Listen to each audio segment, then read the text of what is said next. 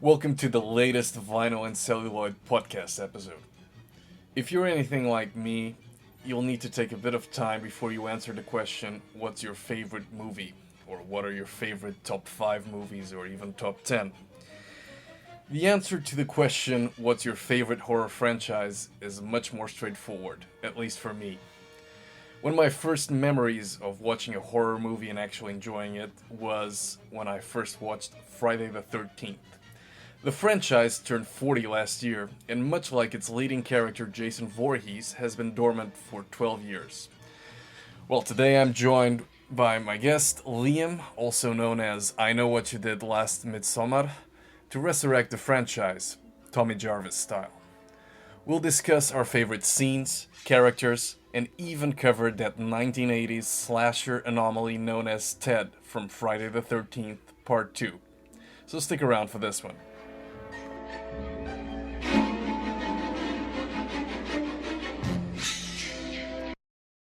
So, Liam, thank you once again for agreeing to be a guest on this podcast. For all you listeners out there, we're joined today with Liam in Australia, and we're here to discuss the merits of the most underrated horror movie ever made, Halloween Resurrection. I believe Liam will. Sorry, I had to go there, Liam. No, we're here to discuss Friday the 13th, the franchise. This is a private joke because this is. Liam and I both share Halloween Resurrection as a favorite punching bag, and I think the horror community overall, right? Oh yeah, yeah, they but they don't it does have appreciate. its fans. So every once in a while, I get it. I've tried over the years to watch this movie and go, okay, this is a guilty pleasure. Like this is a movie that some people can just look at and go, all right, I'm not going to take this too seriously. I'm just going to have fun with it. I I've tried and I just can't do it. You, I'll probably keep it's trying over the impossible. years. It's just Yeah. yeah, it's something. It's So, something. so, so, so, guys, this is a perfect segue for Liam to introduce himself. But if you do have a chance and you're interested in seeing the amazing memes he creates and even just reshares from time to time on Halloween Resurrection, he's the guy to follow. Liam, it's over to you to for a brief intro, how you got into horror movies, your all-time favorite, and I mean your overall view on slashers. Yeah, man. How I got into them? Jeez. My neighbors. In my family, both my mother and my father, they did not like horror movies. We did not grow up with any of that in our house. So I was over at a neighbor's house one day, and they were watching An American Werewolf in London, and I remember Mm-hmm. being both visibly shaken, but also just it was just like the most fun thing I'd ever seen in my life. Like I'm terrified, but at the same time, I can't take my eyes off the screen. It was just the greatest thing ever. And Mm-hmm. then they followed that up with because they were huge horror fans, like a lot of the classic stuff. So Nightmare on Elm Street was their favorite. So we Mm-hmm. went through them. We went through yeah, I Know What You Did Last Summer, and then that went over to Scream, and yeah, I just ended up knocking like all of these out within like I don't know a year or so. I was about 10 at the time. Mm. So yeah, when I discovered them, it was just my family are not horror fans. I'm like the one oddball in the entire family The that's just outlier. yeah yeah like my family just doesn't. It's just not for them basically. But I just couldn't get enough of these. My favorite one, I have two. So I have two. This is Okay. my issue. So I go back and forth on them. So it's Black Christmas, Mm-hmm. 1974, and Candyman, the first Candyman movie. Mm-hmm. It used to be Halloween, Wow. but yeah, those two eventually Yeah. just took over. That's really cool. I mean, I guess I started, and the reason why also I know Halloween is definitely your favorite franchise, if I'm correct, from the ones Oh like the yeah. big three, like A Nightmare on Elm Street, Friday, and Halloween. And it's good always to have, I guess, a discussion with someone who's also not always gonna agree with you because they're also into Friday the 13th. I guess with me, I started as well. My family, they're not into horror movies. I recall my dad saying that one time he was actually on a plane and they were screening Child's Play, which, I mean, I still think he got it mixed up because I don't know, it's Europe, but still he was flying, I don't know where, but he said, "Oh, Child's Play was on it." I highly doubt it, but I always questioned him on that. But he, like, obviously they were born in the '60s, so I guess they were all up with The Exorcist and Carrie. It was relatively new when they came out, when it came out, and they never encouraged like any kind of like horror movie like enthusiasm. And then slowly but surely I started recording on VHS on cable. Yes, I'm 30. And watching like almost halfway through, just like, oh, my parents aren't home, in and watching Child's Play and Carrie and The Exorcist. And obviously Friday the 13th was quite big because for a long time it was the only franchise you could actually rent. This was before Netflix, before everything was available. It was the only franchise you could actually rent on DVD and even VHS.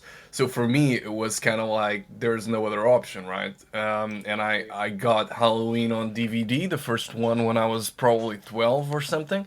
But that was pretty much it. I only watched the remaining movies years later, and by that time I had already seen most of Friday the 13th. And then obviously Scream and all the 90s slashers, I kind of grew up with that. But Friday the 13th was always my favorite one, and now I find myself driven into the less known, and actually I'm hoping to record another episode with the more obscure slasher titles. And I just recently seen Motel Hell, That one which has been popping was up on my feed like crazy. I've had so many people recommend yeah. it. Yeah, I mean it is. I mean the reviews were amazing. It managed to land like number one spot at the box office, and it's actually quite a good movie. It's quite impressive, and the reviews were really like from people that usually trashed all the movies. Motel Hell was very well received. I know Toby Hooper said that he got a lot of inspiration for that for Texas Chainsaw Massacre 2. And the Hmm. clips I've seen Yeah, of Motel Hell, I can just see that immediately. Like it just looks like one of those really fun, just unapologetically goofy movies, but not in not in the Halloween Resurrection kind of a sense. Just one yeah, that no, sort no, of like no, no. embraces it and just I guess doesn't try to spit on its audience. I guess Yeah, yeah, yeah. I guess you're absolutely right, and I mean, definitely. I also recently watched Curtains for the first time, and I really enjoyed it. I love. I Good just saw that for the Canadian. first time recently as well. Yeah, Um, oh man, I couldn't believe I hadn't seen that. That movie is genuinely creepy. Like I know. there are certain '80s slasher movies like The Prowler is another one, but Yeah, like, The Mask in particular, that scene where the girl gets attacked on when she's ice skating, yeah, that was just terrifying. Like I genuinely yeah, felt chills all down my back, and it's very rare I get that now, but that's one of the yeah, movies that managed to do it. yeah. I mean, it was. I felt exactly the same, and I know the exact sequence you're talking about. It's still fresh in my mind. Yeah, and I'm slowly like whenever I have the time, dig into one of the more obscure entries or the lesser known entries. And I think I watched recently something. Oh yeah, Life Force. That's not a slasher, but like you mentioned Toby Hooper, and I was watching his movies with Canon. So Texas Chainsaw Massacre 2, Life Force, and Invaders from Mars, and I was like, Life Force was just a bit too much for me to cope with, and I was like, how the mighty have fallen, and I don't think I'm gonna watch Eaten Alive. I was a bit put off. It's one of those Toby Hooper movies that it's mentioned quite a lot as a follow up to Texas Chainsaw Massacre 1, but I don't think I'll ever gonna watch it. Oh wow, Not I fully had sure. no idea that he did sort of a follow up to it. I've been going through the Oh no same no thing with no! Dario Argento.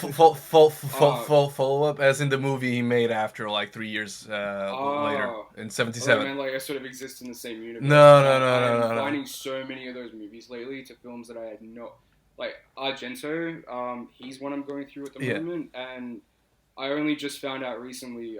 Suspiria. There's it's the first Hmm. part of like the trilogy. Yeah, What was it? The Three Mothers an trilogy. official trilogy, the Three Witches, Yeah, and I had the no trilogy, right? idea that there were two more. I just got done with Yeah. Inferno.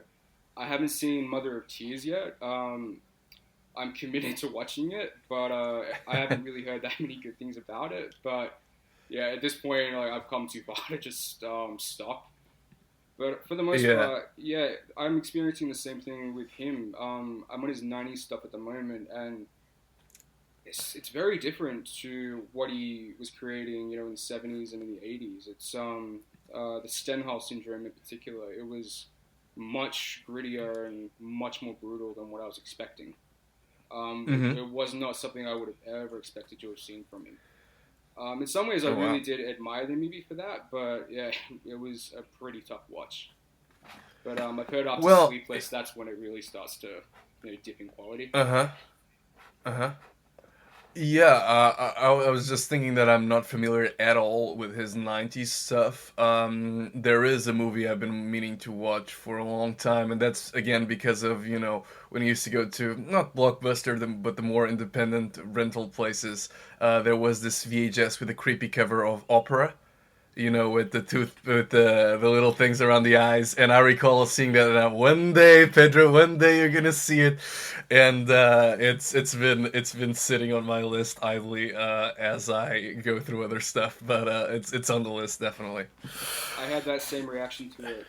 Just for years and years, that image of the needles under her Yeah, eyes, the I, needles. I Yeah. would just see that. I think it did the rounds on YouTube, like in the very early days of YouTube. Like The Exorcist 3, like the nurses station Oh, the scene.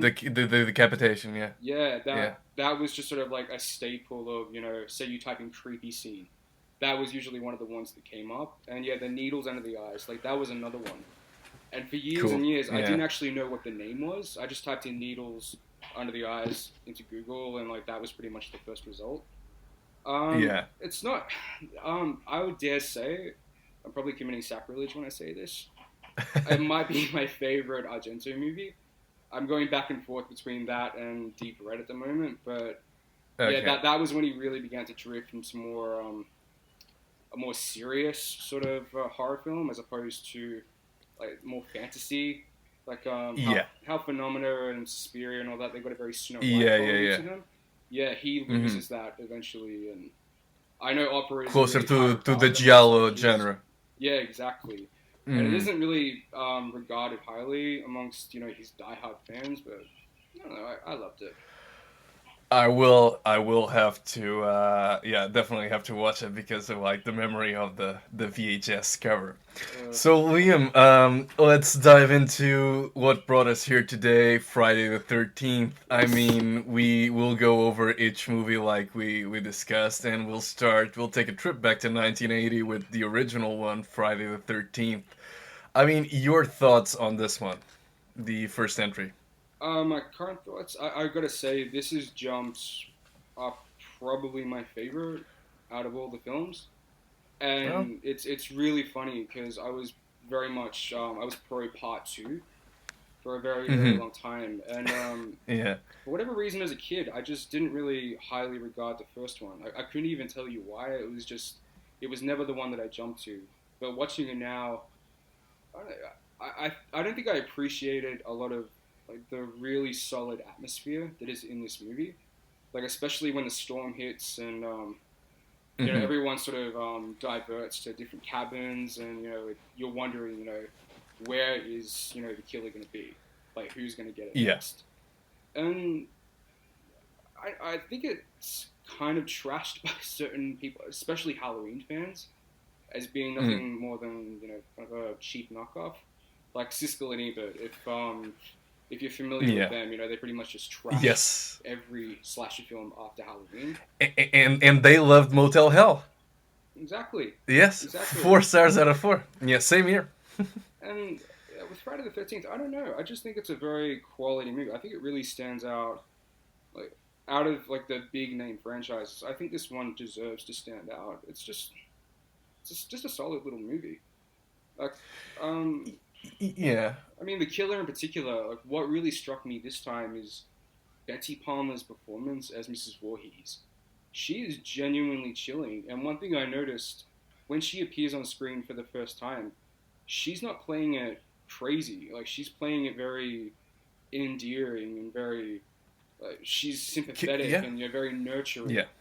And it's almost as Hmm. if this other side slowly begins to kick in. Yeah. And it's like two different kinds of people, and she just plays it so beautifully, and it's just such a terrifying performance. Very, very underrated. Listen. I completely agree. Well, let's start with your last point. The Betsy Palmer performance. She was nominated for a Razzie, best I worst couldn't believe supporting it. actress, 1980, and I think we're talking about the same people that also trashed a lot of great soundtracks, including Ennio Morricone's work in The Thing, right, as the worst soundtrack of the year. So they don't know better. No, definitely not. But the thing is, I think yeah, Betsy Palmer like when where there was room for over the top and even campy performance, she delivers and it's very effective. And I think the cast, well, first of all, we need to see it for what it is. It was the first time you had a major studio backing up something that was usually left to the independents with great results. So it is. It was like something major to happen, the first one. And I think it owes a bit more to Psycho and Giallo than necessarily Halloween. Obviously, it takes the templates of and the blueprints that have been established throughout the 1970s. But I think the first one is quite effective, and it tried to push the boundaries and it tried to just go look at all this score that you didn't see in Halloween. It's still quite tame, mind you, but it's still it's a good movie. But I'm afraid I'm Team Part Two, especially because that was actually the first movie I've ever seen of the whole franchise. Same So here. Same here. yeah, see, so I guess that was the effect. I mean, for me, it's a 3 out of 5 within the franchise, and that's simply not because Friday the 13th is not a good movie, but because I see other entries as more effective. But I think this one really sets out the whole theme, and I think the good thing about Friday the 13th is that you think Halloween, immediately you go to John Carpenter's classic, and it's great. And then the sequels, okay, sometimes they get better, sometimes worse, but they never capture the original. Oh, not at A all. Nightmare on Elm Street, yeah, Freddy evolved from the silent John Wayne type of guy to the wisecracking asshole in part 3 and 4. But again, the original, if you ignore that ending where she's sucked into by the window or through the window, that's a bit trashy. But if you ignore that, I think it's still the original. It's still the one to beat. And with Friday the 13th, the original was good, but it got better. So there was room for improvement, and I think that's what made the franchise for me. It makes it a great entry, but also to see the evolution. I don't know if you agree as a Halloween fan that like the original, is it the best in your opinion, or do you Um, think H2O? uh, I think with Halloween over the years, I wouldn't say it's diminished in quality for me, but I'm recognizing that a lot of this, like some of the sequels, part two, part three, for Hmm. H2O, and even the 2018 film, all of them have really, really strong qualities, and Hmm. I sort of I apply that to Friday the 13th as well, particularly parts one, two, four, and six. Yeah. None of them are really the same movie. Each of them have their own sort of flavor to it. Like the first four, you could watch them like just back to back, and it's very seamless. But Hmm. I think with the introduction of Jason in the sequel in particular, it just gave part two, especially, a different kind of flavor. There was an intensity to him that wasn't present Hmm. in the first one, because it was very much a who done it. And by the time you get to Jason, like we know who this guy is, we know what he's capable of, and there's just an energy Yeah. to him that isn't prevalent with Mrs. Voorhees, or even like or even Roy in part five. Jason he just really owns the screen in the same way that Freddy does, in the same way as Michael does in Ghostface. There's just a very identifiable quality to him. But I think that's where these movies really do stand out, because each of them are so different to one, especially as the franchise goes along. Yeah. You can really see that they're trying to do something different. Like the first one, Absolutely. it did set the bar, but part two, that was the first one I did see as a child. My video store had all of them except for the first one, believe it or not. There you go. Same. I don't know how that happened, but the good thing with part two is it's got like a 10-minute recap of the first movie. Yes. So I was all caught up. But Jason, with that one, I was expecting the big bulky hockey mask wearing dude, and what I got in part two was really surprising and terrifying at the same time. Like that with the burlap sack. Yeah, like the whole town dreaded sundown thing. It was it was very unnerving, to say the least.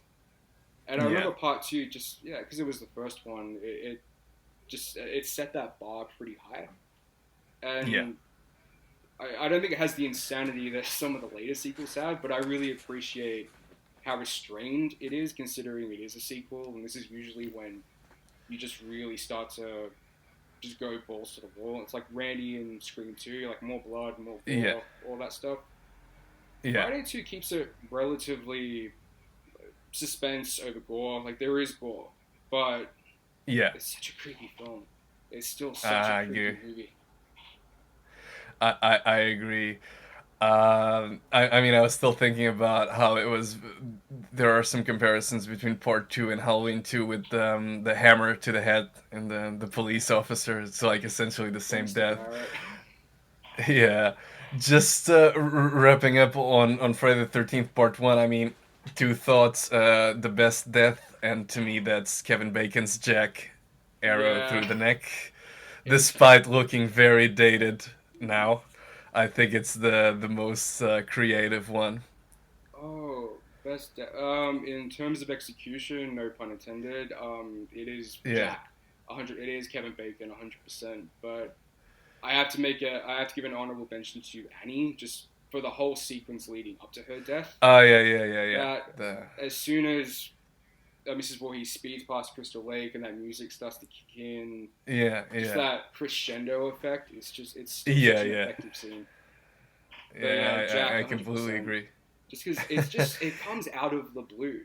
Like, I remember the first time I saw that movie, just that hand just swinging up and grabbing his head. Like, I think I just jumped back, and I think it's like when my hairline started to recede. Well, yeah, I mean, it is an incredible one, despite looking a bit dated now, but I mean, credits to the execution. Again, like you said, no pun intended. Alice as a final girl, I mean, she's okay. She's a bit bland. She's no Jamie Lee Curtis. She's no Laurie Strode, right? So I think she's okay. I actually would have preferred it if Brenda had been the final girl. Like, as I was watching this movie, I was really warming to Brenda.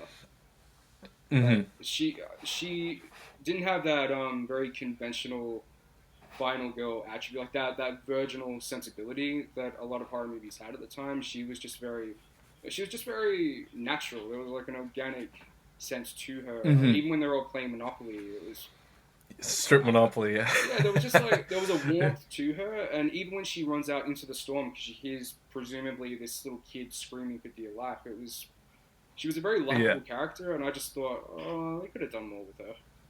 But Alice, I do like her. I do, especially after she finds Bill's body, and we see her, rigging the door to the cabin. And there was a competency to her.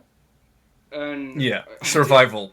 And this is where I love Friday the 13th is it does have a very good sense of humor. After we see her go to all that effort to rig the door, a body goes flying through the window. Just 2 seconds later. I think that's where I separate Halloween and Friday the 13th. Like, Friday the 13th has a very, very good sense of humor. It doesn't take itself too seriously, and there are times where it almost gives you that wink, like it's winking at the audience, like, Come on, we're just here to have Mm-hmm. fun. Yeah. I completely agree, and I mean this is a perfect segue to continue analyzing part two. And I mean you said it all. I mean they wanted to make an anthology kind of movie, but then they decided against it. Obviously, this was before Halloween 3 tried the same thing. This was a year before, 2 years before, and I think I mean then we know that spoiler alert, Alice is not really a final girl, but part Yeah. two part two, I'm with you there. The whole like it was a franchise tried. Okay, let's. What if we bring back Jason, who was only mentioned in part one? And I think in part two, you have again the fact what you just mentioned about part one and the franchise overall, like not taking itself too seriously. In part two, you have a guy who defies all the movies slasher movie rules. Ted, right? Why is he alive? That's the big question. I mean, the guy drinks. He escapes being slashed by Jason because he was passed out or he blacked out in a bar. He was crude. He made the nasty jokes. Okay, granted, they didn't have sex, but we don't know how the night ended for him. Exactly. He's really an outlier, right? And the last time we hear about Ted, he's trying to find an after hours spot to continue drinking. So I mean, there you go. There's a franchise that doesn't take itself too seriously. You gotta really imagine how relieved those counselors must have been the morning after when they got back and Yeah, realized what had happened. yeah. I mean, I still don't know like if it's a dream sequence at the end. Well, chances are it is. Yeah, There was a apparently dream part sequence. three does hint at the fact that it wasn't a dream.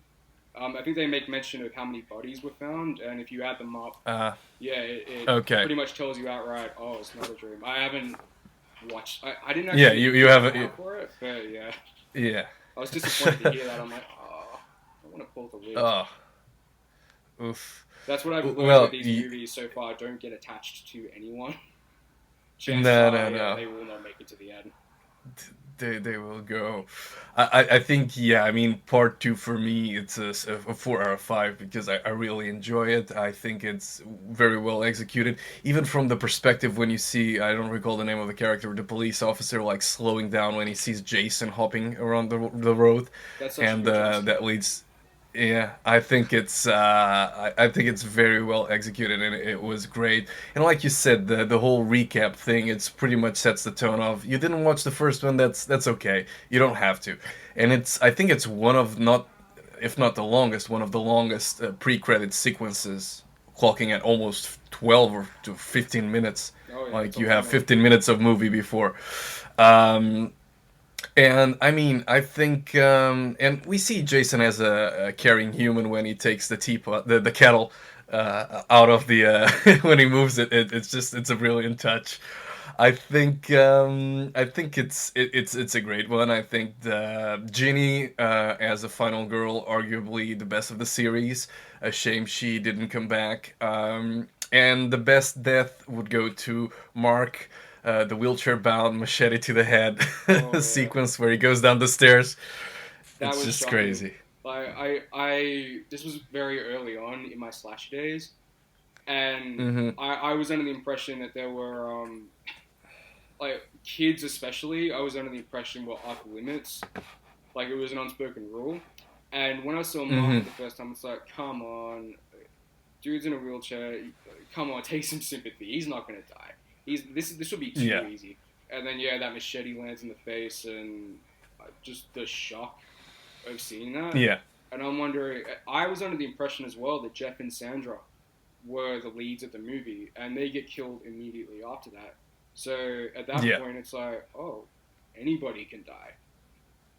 Like the Friday the Except for 13th, Ted. yeah, like Friday the 13th 1 and 2 had this really unique ability to establish everybody as a character. So you're Yeah. never really sure of who's gonna bite it. Like everyone Yeah. is very well established by the time the anarchy ensues and like the second and third acts. My favorite kill Hmm. personally, it's Jeff and Sandra. Yeah. Yeah, The spear. that's pretty hard to beat. Mark's a great one though. Yeah. Alice getting killed in the beginning, that would be up there for me, but it breaks that one rule I hate in horror movies. It's to kill the lead actress of the last movie in the beginning. So Yeah. akin to Rachel in Halloween 5. Yeah. What I found amazing was that they did that, and apparently they were committed to bringing Adrienne King back in another sequel, Yeah. knowing full well that she got an ice pick through the head. And even she questioned it, like, I don't think I'm coming back, guys. Yeah. No. Yeah. Yeah. Yeah. Didn't she agree to come back only if she like for a cameo or something, or to get eliminated? Yeah, it I think was. that was a condition. Yeah, I think she was going through some personal stuff with I think it was a stalker, Oh and yeah. Yeah. Right. yeah, she just wanted to appear on screen for like just a limited amount of time. I'm not sure if she counted on them killing her off, but at the same time, on the flip side of that, it's such a great way to introduce Jason. Just in those first Yeah. few minutes, like those footsteps walking across the road to her house, the music. Yes. It The itsy bitsy spider. I know it really is that whole less is more approach. Like Yeah. we don't need to see him. You know, we just this is enough. And then killing off Alice, it's all right. You escaped Mrs. Voorhees, but this is a greater evil. So Yeah. yeah, Alice doesn't survive this, then yeah, the rest of the cast, you know, they're definitely up against something. Ginny is such a great That's final yeah. girl. Amy Steele is just great in this movie, and yeah, it's a shame that she never came back. I think she would have been a She formidable adversary to Jason in a sequel.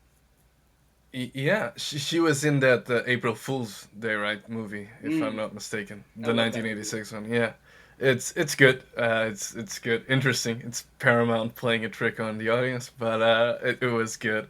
They had I some think guts with that with that, ending. yeah, we yeah, they did.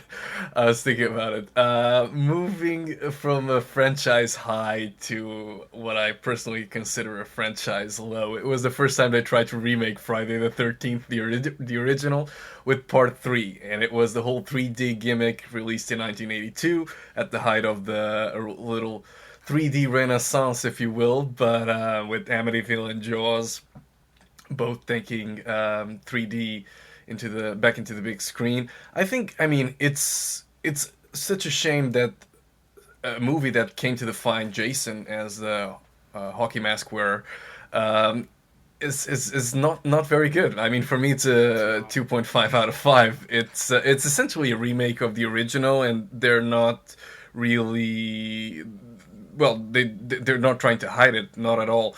And I think, I mean, I don't know. Like even when you read about the original ending, where actually Chris gets a machete to the head or something like that, there were some stills.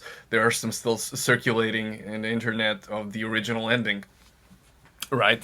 I think even with that ending, like the movie wouldn't still be very good. No, no. I Friday 3, it's very clear from the beginning that this is where the series is beginning to get stale. Like, out of the original 4, this one, it feels very much like everybody is cannon fodder. We've yeah.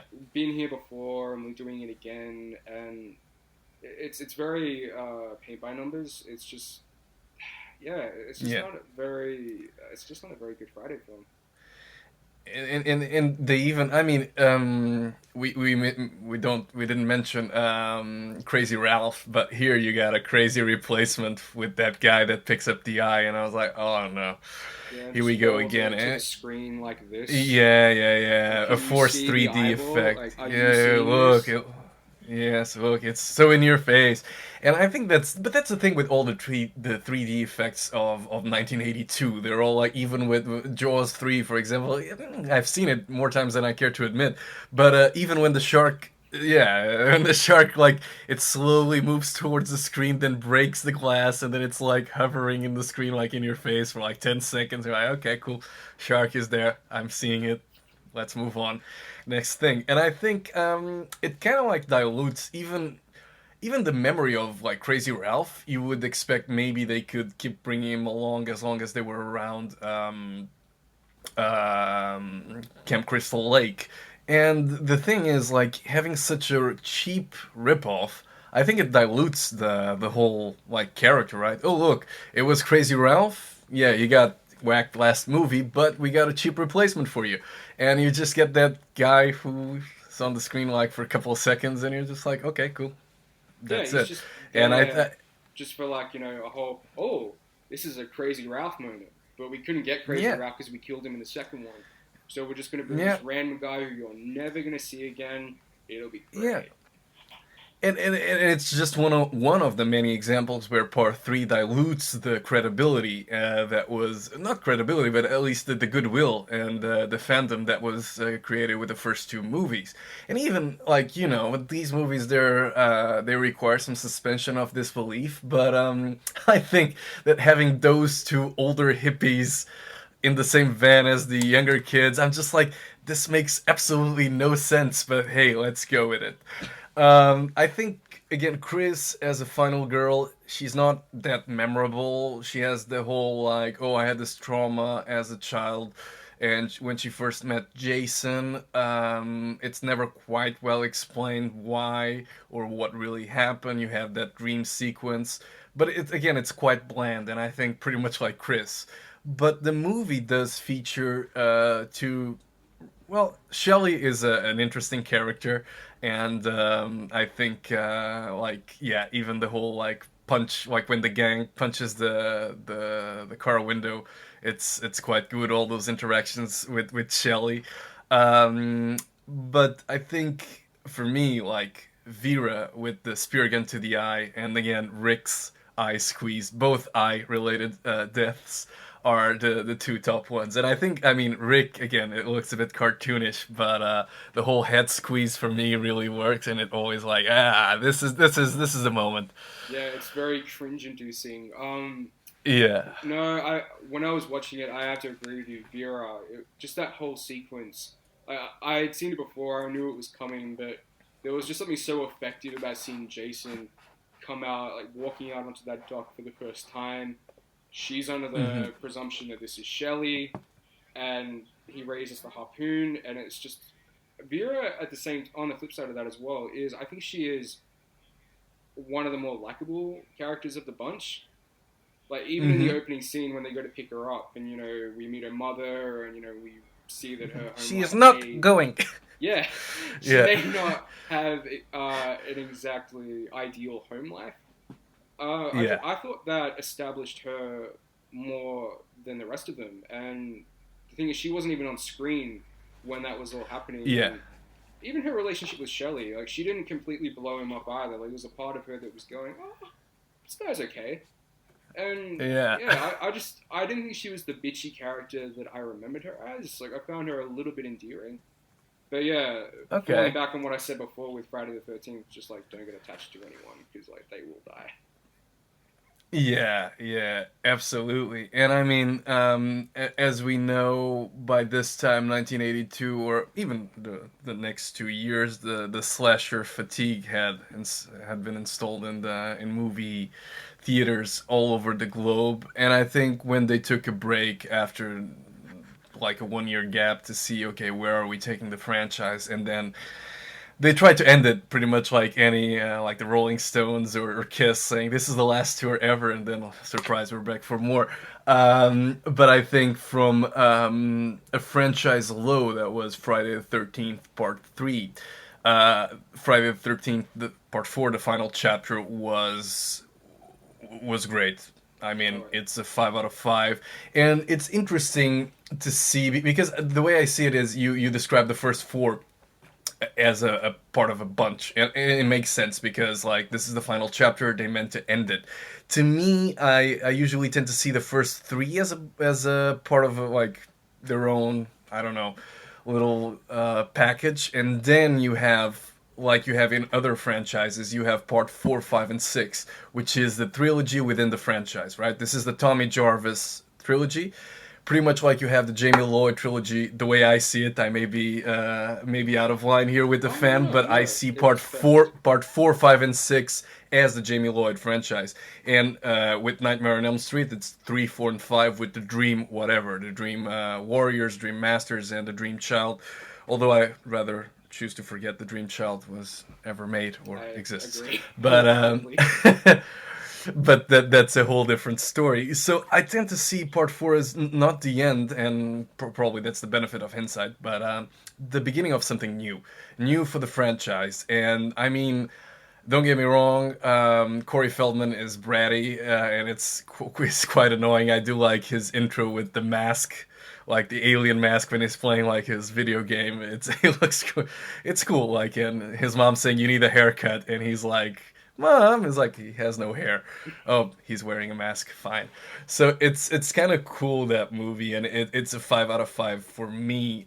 Simply because it's like there was Joseph Zito made an effort, and the screenwriters made an effort to link that movie to what happened before, right? We have the whole, oh, my sister was killed in part two, and I'm here to avenge her death. You know, like, okay, so there's something going on here, and I think it was really well executed. I don't know your take on it.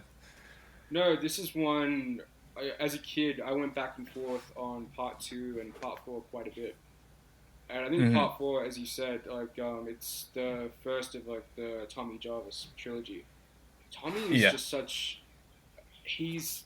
I think a lot of us when we see him, I think we can see like the horror fan in ourselves as a child. Like we see just how devoted this kid is to this genre to the point where he's made like all these unbelievable masks and Masks. to Yeah. like the hand that wraps around Rob's Yeah. neck in one scene. It's like, Yeah. Yeah. yeah, I remember being into all this stuff.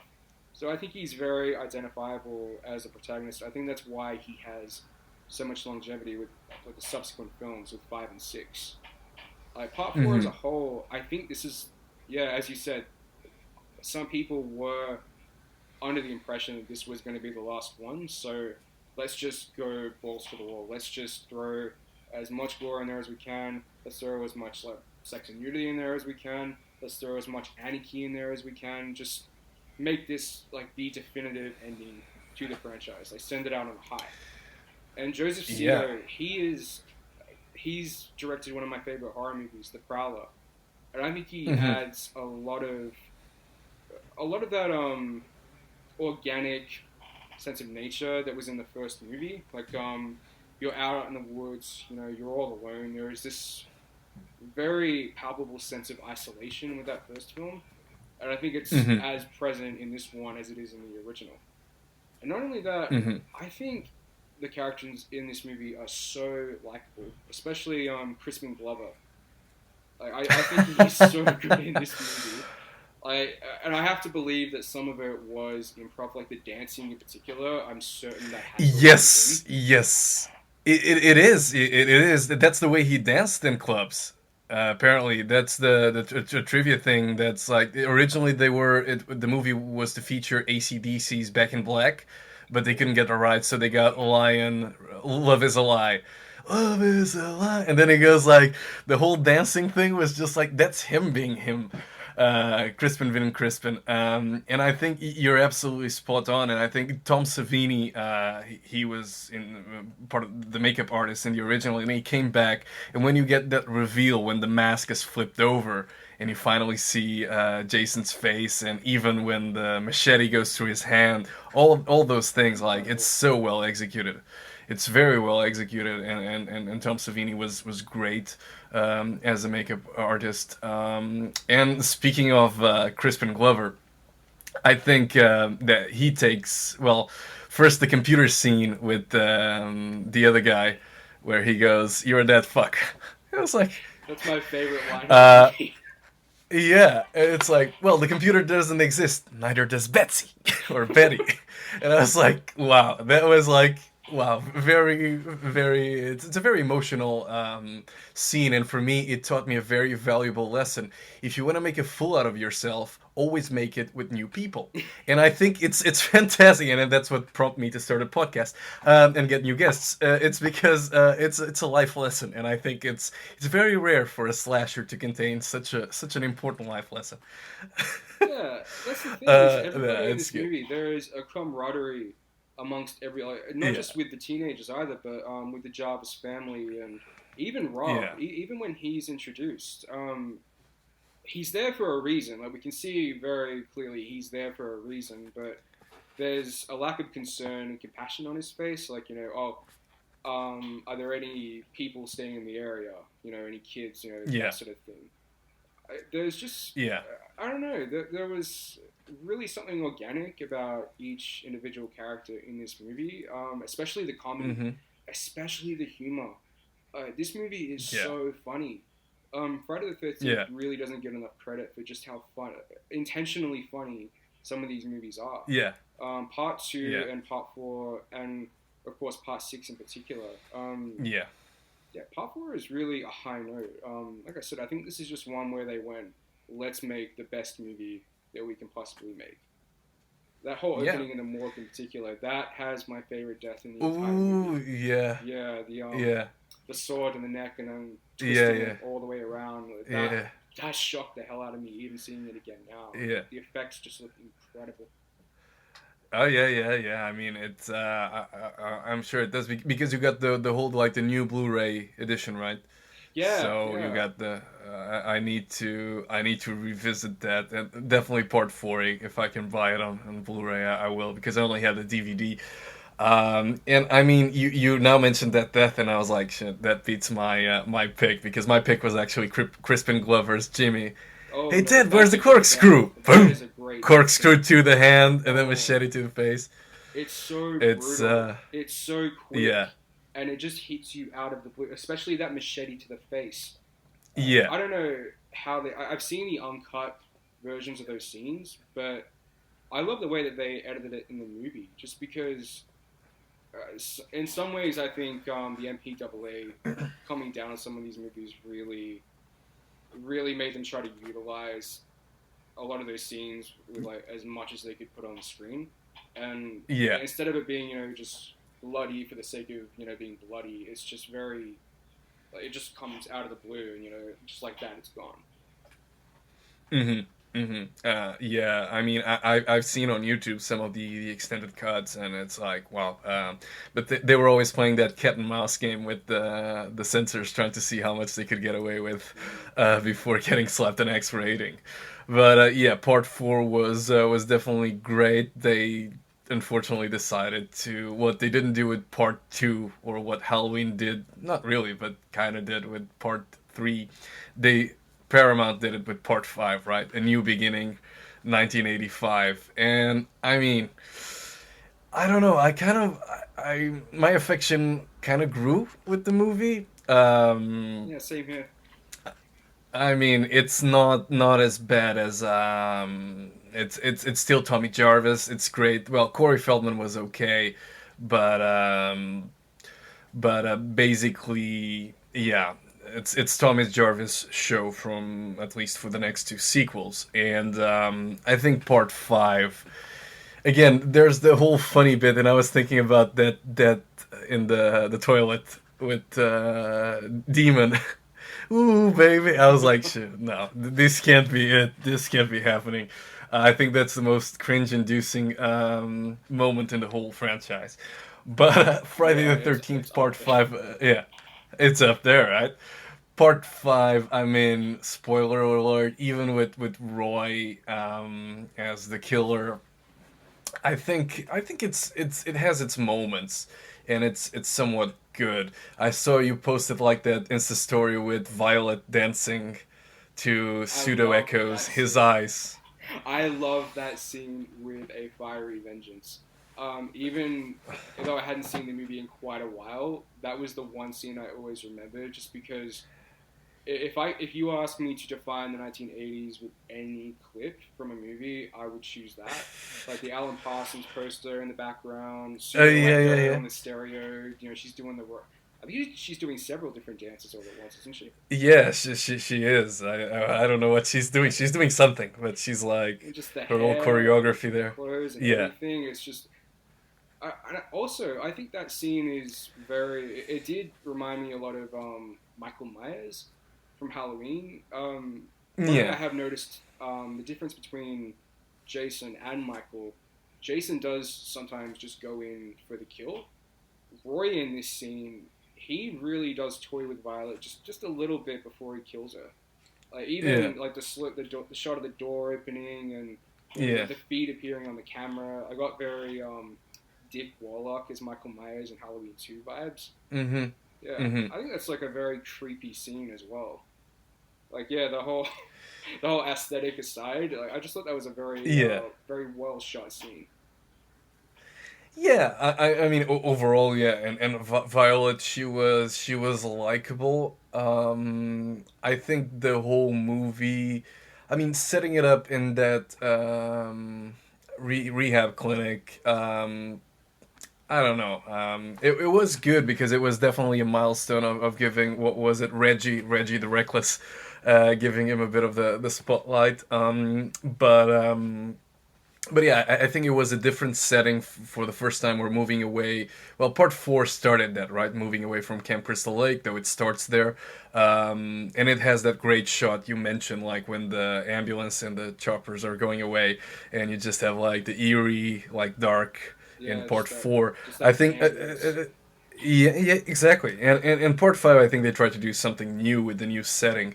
It works to a certain extent. I just think, yeah, again, recapping on the final girls under Tommy Jarvis, like Trish, she was okay, but overshadowed by Tommy. And the same thing with Pam here. She's very nurturing, very caring, but yeah, she's ultimately quite standard. There are some good jump scares. I don't know if you agree when they're in the barn and they're going to check if Roy is gone. The one that gave me the shock of my life when I first saw it. It was when Tommy jumped around to scare Reggie, and I think he's wearing the alien mask from part 4.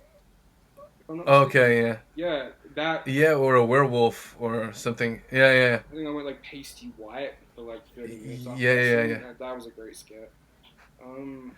Oh, the outhouse sequence. I hate sequences in movies. I love them, but I'm incredibly claustrophobic. So scenes like Demon being stuck in this like confined space and Jamie being stuck in the laundry chute in Halloween 5, like these scenes like really get to me. And that was just such that death really struck me. In particular, it was just being terrifying. I guess just terrifying.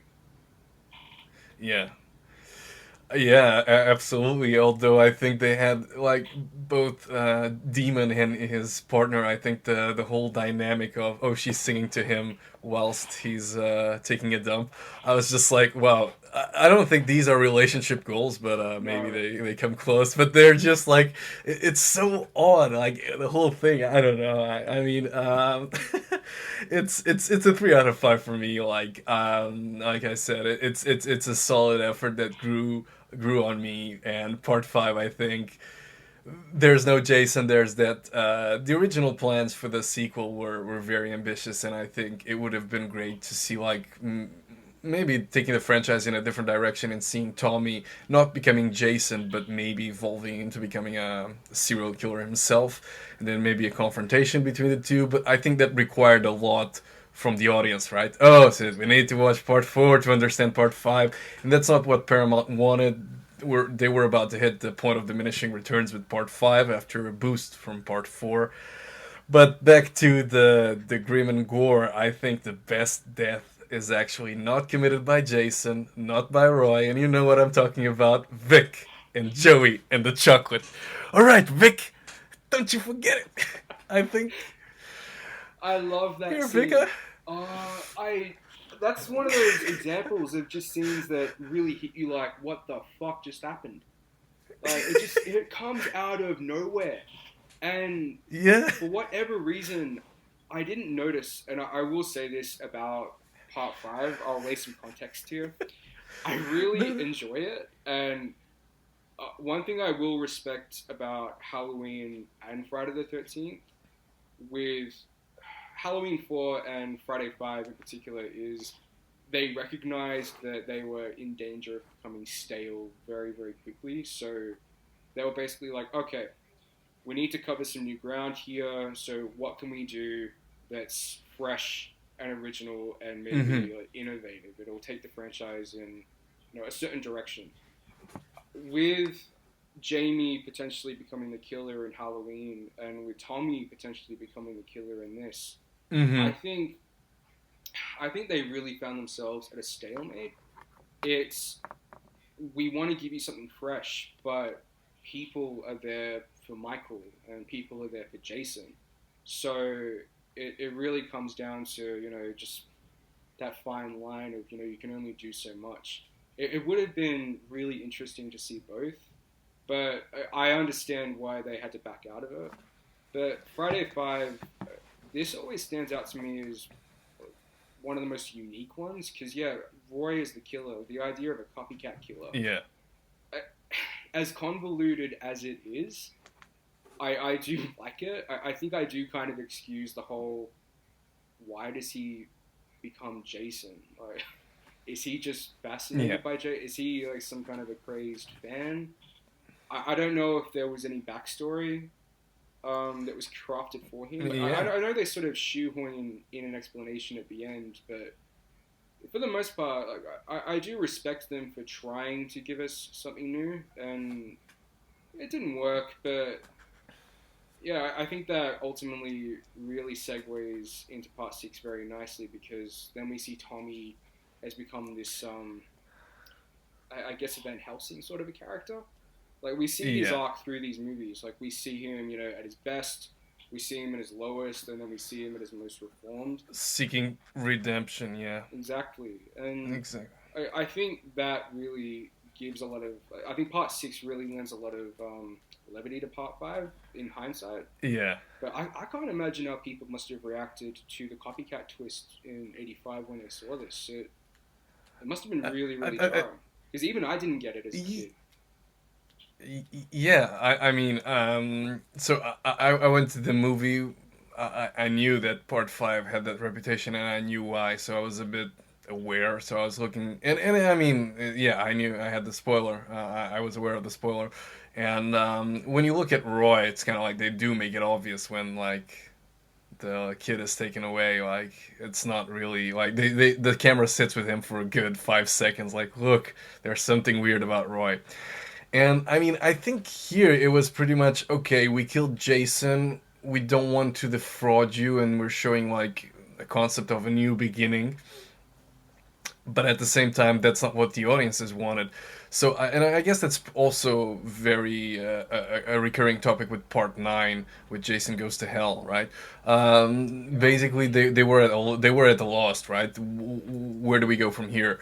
And Part Five is definitely like one of those moments, like defining moments, because we like Nightmare on Elm Street was just taking off, and slashers were going straight to video. So basically, we need to do something to keep this cash cow going. And I mean, they got to the point where there's only so many things you can do. And we'll jump into part 6 in a second, but I had to mention the Hubbards, Ethel and Junior. My favorite parts of the movie, bar none. Chop them to itty bitty pieces. Eat your soup. Oh, I used to quote some of the. I would get into so much trouble as a kid. I would quote some of their dialogue, just their banter, and I would always get into trouble for it. But those two deserved their own spin-off. Like even a prequel, I could have done. Yeah. I wanted to see a whole movie set around these two. They were perfect. I th- I think it's that, and there's another character that for when IMDb allowed for forums, there was this character from Halloween 2, Harold, right? The guy Mm. like who's watching TV and like, would you want a sandwich? And like Harold doesn't take no sandwiches. And like there was a whole thread dedicated to like Harold was the real killer in Halloween I 2 and remember that. everything like The old right? IMDb message boards. I remember that. Yeah, and they had like the whole thing. Like Harold should have like he would be there like with Jason and Michael and Freddy. Like Harold was a stone cold killer. Like bitch, if you tell me one more time, if you ask me one more time what I want in my sandwich, you're gonna get the knife.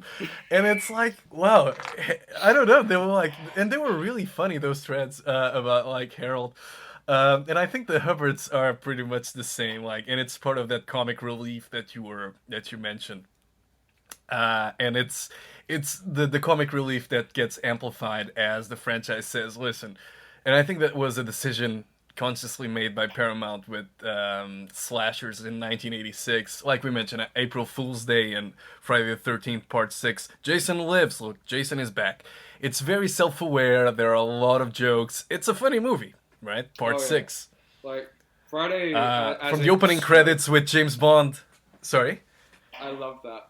No, like Friday as they stand, they do have a great sense of humor, but Part 6 really takes it to a new height, to that self-aware sort of stature. And yeah, I think at this point, one thing I do applaud them for is they didn't make Jason ridiculous. They made the things that happened around him ridiculous. Like I've seen that happen before, and with Jason, I was genuinely amazed at certain scenes, especially with the little girl, Nancy, when he's in the cabin and he's leaning over her. Like, that was just such a terrifying shot in an otherwise pretty funny movie that, you know, has that the predated Scream self-awareness to it.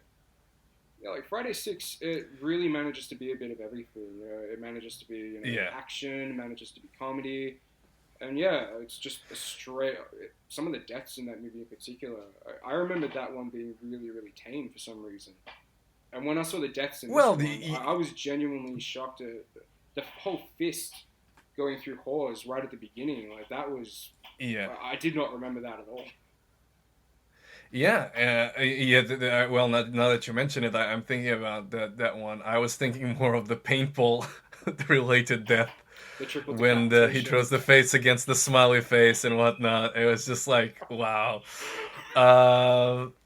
And even the Cunningham Road reference to Sean S. Cunningham, it was an interesting one. And it was like, it's funny how, I don't know if on the Blu-ray they do have a trailer, because there was actually, other than that sloppy minimalist teaser, there isn't actually a trailer for that movie, is there? Really? Like an official trailer. I don't know, because you only have the teaser where the coffin like rises from the ground and it opens and it's empty. It's that's it. And then you have the TV spots, but that's pretty much it. You don't see Jason there. It's just a teaser. I could actually believe that. Some of the Paramount DVDs that I have, all they've got is like the only bonus features that they have are trailers. So the trailers, like a little teaser or something like that. Yeah. But part 6, so I guess it was promoted as, listen, this is what we're trying to do, just trying to, again, reinvent the franchise. And on top of that, I mean, there's Alice Cooper, who contributed, I think, both the movie helped him and he helped the movie with The Man Behind the Mask and Hard Rock Summer. I think it helped them stage a comeback, but it also paved the way for what we saw in Nightmare on Elm Street, like part 3 and 4 being like MTV oriented, with popular performers featured in the soundtrack. Like as soon as I Billy Idol, like, 2 years ago or something like that, and I couldn't believe how 80s that movie was. Like it just lands in that era of that John Hughes era of filmmaking. Like honestly, it does fit in as sort of like a Weird Science, Ferris Bueller kind of a thing. It's almost got that same aesthetic in certain scenes. No, absolutely. But I believe that part 6 started, or at least was the one that started that trend of having a solid soundtrack. I mean, it's the Tommy Jarvis again, the last chapter featuring starring Tommy. I think he's good, and like you said, there was a character arc, so there's the search for redemption. And I don't think they ever allude to the fact that he was in a rehab clinic or a mental institution or anything like that, right? It's pretty much like, I'm on a rampage, and I need to... There's a throwaway line in the opening scene, you know, if the clinic finds out we're doing this. Apparently that... Yeah. I'm pretty sure that van that they're driving is meant to be Pam's from Part 5. Don't quote me on that. Oh. I did read that somewhere, and I thought, so Part 5 is canon. I was under the impression for years that Part 6 just dismissed Part 5 as a whole. Yeah, now that you mention it, there is that quote about the or if the clinic finds out that we're out here. Yeah. Yeah, I mean, part six was for me. It's a 4 out of 5. Like you said, there are some the franchise didn't take itself too seriously, but at this point, and there are some quirky and interesting characters. I mean, the best death for me are both the deaths that take place in the RV, Court with the knife to the temple, and his girlfriend like getting like her face smashed into the mirror and everything, like, and you see the other side of the mirror, just her face coming out, like the silhouette of her face.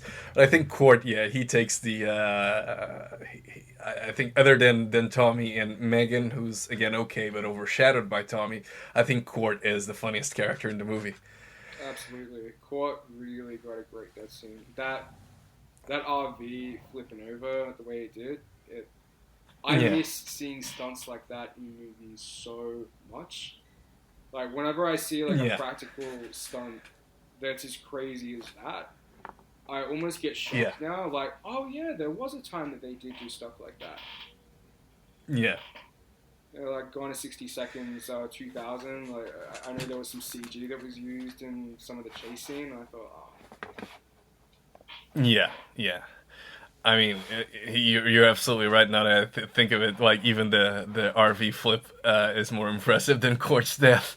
But the guy, like, I think he's one of those like hair metal kind of guys who was like, doesn't your mom know how to sew because of the ripped jeans? And when he's teaching like the kids about like, so the Papa Indian would go and put some stones in, right? So maybe if you want to hunt or some shit like that. I like, seriously, dude. And I think it's the first time in the whole series that obviously they renamed Camp Forest Green, like Camp Crystal Lake to Camp Forest Green, but it takes the movie, the franchise back to Camp Crystal Lake. But it's the first time we actually see children like attending those camps. yeah. I think I even Tom think, McLaughlin was surprised by this because apparently when he was offered the job, he hadn't seen any of the Friday movies. So the day that he went in for his meeting, he just watched 1 to 5, like just in one sitting. And yeah. I think yeah, he one thing he did notice was yeah, not once were there any like actual kids at any of these camps. Yeah, and the other funny thing is how those camps would work with minimal supervision of an adult, and with a skeleton team of like 7 people. It's like impressive. I don't know if any of them were first aid, like they were able to give first aid or good cooks or had any qualifications whatsoever to be counselors without any supervision. But hey ho, that's Friday the 13th Part 6 for you. Exactly. Um, so, in your favorite death would be also Court, or It's caught. It's always going to be caught. Even now, just watching yeah, that death scene and his girlfriend getting her head slammed into the wall right before that. That whole yeah, sequence is just like whenever I think of Jason, more often than not, my first image is of him standing atop that RV as like the fire burns below it. yeah, fire, yeah, Just that whole sequence is so incredible, and I could be wrong. I'm pretty sure that that was added later on because I'm pretty sure someone at Paramount went, "Hey, there's no sex and nudity in this movie," so that whole scene was like sort of devised as sort of like a compromise. Like, mm. okay, we'll give you a little bit of I this, yeah, but I think the movie actually benefits from that.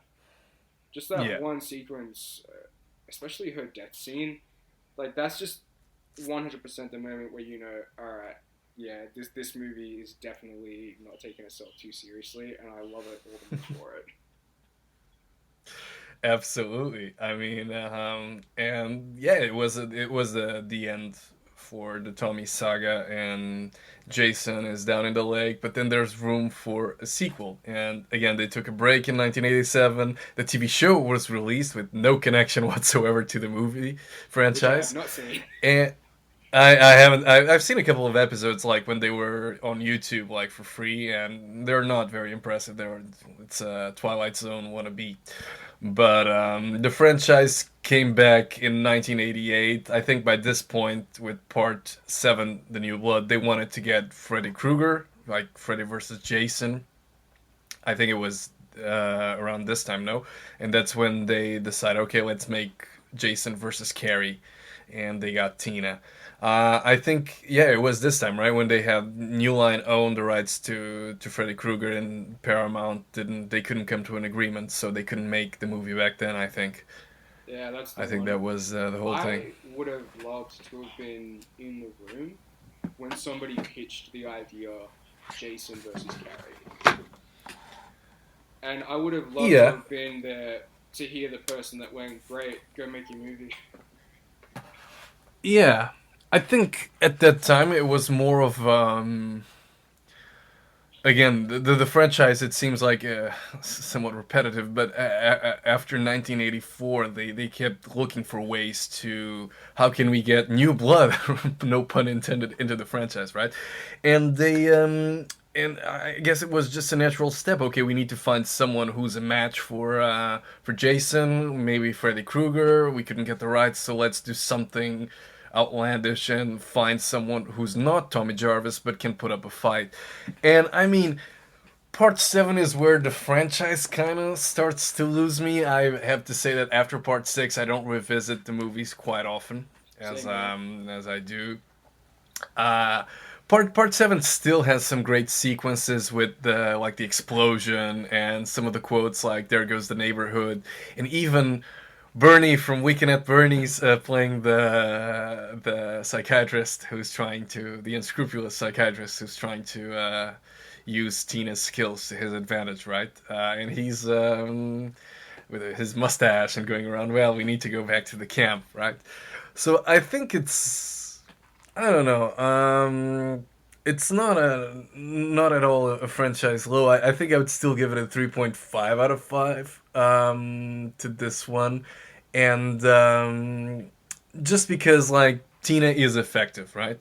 Oh, As a yeah. character, as a rival, she's very effective, and but at the same time, we're just like revisiting Chris' situation, right? There was a trauma that took place close to Camp Crystal Lake, not involving Jason, but your dad, and and I don't know, like that background story doesn't sit well with me, but it's overall an okay movie. What are your thoughts on it?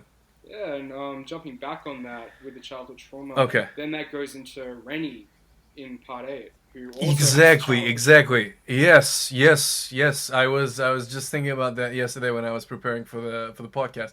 Like, yeah, it became a thing, right? And I think they borrowed that from Halloween, part 4, maybe. Well, not really because it was released that year, but Nightmare on Elm Street for sure with the sleeping deprivation in part 3 in the Dream Warriors. I Oh, guess yeah. that was taken. Okay, this somewhat sells like moody teens. Let's get them in, and I mean, no problem with that. But I guess yeah, you're absolutely right. Like they really took it. Like okay, let's milk this cow and get the trauma induced child into or teenager into the movie. I think, but I think yeah, it's still believable. The effects are very good, and again, I haven't seen the Blu-ray, but they have a lot of interviews with a lot of the cast members, and they talk about actually the all the effects and even the makeup that was involved, and it's really fantastic. Like I would say, next to Part 4, that's probably the next best movie in terms of the makeup artist work, right? Oh, yeah. With the face and everything, the mask exploding or opening up. Yeah, this movie is crazy. Like that was another thing that I had forgotten because at the beginning in the first act it does retreat onto familiar territory, but then Yeah. as soon as the battle begins, just some of the crazy shit that they were doing in this movie, dropping a house on Jason, setting him on Oh yeah. fire. I think Kane Hodder holds the record for the longest defense Yeah. husband, or whoever they actually did set on fire. Just Hmm. some of the crazy practical work that they did in this movie. I think that's the only reason it kind of stands out for me. And I got to Hmm. say, out of all of them, Jason's look, as soon as the mask breaks, Yeah. I do find that really unsettling for some reason. It's Yeah. not the Jason I remember from part 3 or 4, but he's been in the coffin for years, so I guess he would look like that. And it's not Yeah. it's Yeah. not as bad as how he looked in part 8, but we'll get to that later. Yeah. No, but Yeah, Part there were 7, I some. think really it suffers because uh, the MPAA really did come down hard on this movie, and seeing Yeah. all that uncut footage, like what Yes. remains of it in the video files, it's such a shame that we're not going to get to see that in the movie because it just looks incredible. Like even that axe Yeah. to the face, a throwback to the original movie, and just Melissa getting thrown across the room. It's amazing how Yeah. much stuff like that will make or break a movie. Like in My Bloody Valentine, the difference between Hmm. the theatrical cut and the uncut version, it's dramatic, and I feel like it The applies the here as nineteen the well. 1980 the 1981 movie, the That's the version. one. That's the one. So I forgot they remade Okay. it. Yeah. Well, unfortunately, I paid good money to see it in 3D in 2009 because hey, 3D. That was before Avatar was released, by the way, so I have an excuse. But yeah. Oh I wow. have that with Yeah. I Piranha. mean, yeah. Oh, Piranha. But I love the original, and I did watch the original when I was 8, and I really because I was really into Jaws. And when Piranha was on cable, I was like, "What's this?" And I really enjoy it. And I did watch the sequels, but at home. The But Flying back to Piranha. your yeah. Oh, the Piranha 2, yes, James Cameron. I did watch that one, and also the new ones that were released like last decade. Um, they're funny. Just I gotta different. say that Piranha 2 is remake was just really awful. good. Uh, Yeah, with Richard Dreyfuss yeah, in the opening the- scene. what a way to open your movie and send a message. Yeah, there you go. Uh, yeah, well, I'll need to look up that My Bloody Valentine, like the difference, but definitely, I think the reason why Part 7 I still cut it some slack is just because, yeah, I always read about the cuts, and for me, that segues perfectly into my favorite death in the movie, which is Come and Get Me, You Big Hunk of a Man, Jane, and the sleeping bag and the tree and the repeated slash. And apparently they were like, no, 2 beatings is fine. 3 is pushing the envelope. We'll cut it there. And so she only gets whacked twice against or smashed against the tree twice. But the good thing about that death is just the idea of it is so good that I'm Yeah. not. That's like the one death I'm not too bugged about the cuts. Just the absurdity of it. Like at this point in the Yeah. franchise, it's really embracing just the absurdity of like just everything, even the deaths. But yeah, Yeah. I think that's Kane Hodder's favorite kill as well. And I noticed that they redo that death scene in Jason X. There's a scene Oh, where with yeah, with the the sleeping face bag. smash? Yeah, Oh, what okay. happens No, no, is okay. yeah, he ends up not only killing one woman in a sleeping bag, but two. Like he ends up wrapping one of them in a sleeping bag and bashing the other one, like with the other Oh, sleeping bag. okay. Yeah, so that was a nice little throwback to part 7. Like I had completely forgotten that even Wow. happened. That was like the one thing in Jason X Wow. where I went, I like that. No, that was pretty good. Nice. Well, definitely I'll have to watch Jason X. And I mean, then we reached a new low for the franchise in 1989. I mean, back then, with the exception of Nightmare on Elm Street, all the franchises were no longer they hit the diminishing returns point, and Friday the 13th Part 8. I mean, it could have been something interesting with Jason Takes Manhattan, but as we know, they couldn't get the budget to shoot a lot of scenes in Manhattan, so a lot of the footage is set aboard a ship. Um, I don't know. I mean, this is an all time low, like a 2.5 out of 5 for me, because even a 2 out of 5, just because uh, I don't know the movie like it has some good sequences and it embraces the humor and zaniness of part 6 and 7 with Jason looking at the hockey mask advertising and the ghetto blaster kick. Hey, dude! Oh, And he that like scene's he takes the amazing. mask. No, But other than that, yeah, it could have been something yeah, great. It really could have been. I do feel bad for the director because I know that he had one idea of how he wanted to make the movie, and Paramount just they weren't accommodating that. Like even the scenes that are a set in New York. Apparently, some of the shots are in Canada. Like they filmed them in Canada. Yes, yes, So that really goes yes. to show just how hindered a lot of the production was. So as a kid, I'm really ashamed to say this. As a kid, this was one of my favorites because I went through a phase where I was just obsessed with ships, and Mm. I didn't even realize the video store that I used to rent these from. They didn't include the covers of the actual movies. You just got like a Just the bare title. bones cover with Bland. like the title, and it's just like Friday the 13th Part 8. So when I watched it and I just saw it was set on the ship, I was under the presumption that was going to be the only setting.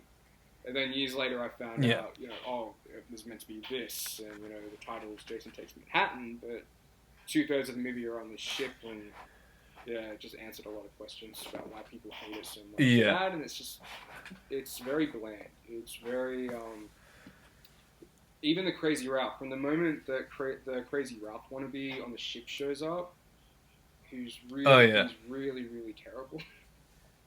I went, Yeah. oh, this is going to be a hard one to watch. Like the death scenes are really bland, and none of the characters are particularly memorable. And then you got Rennie with that shoehorn Yeah. backstory, like a connection to Jason. And it's like, oh, we're doing this again, really?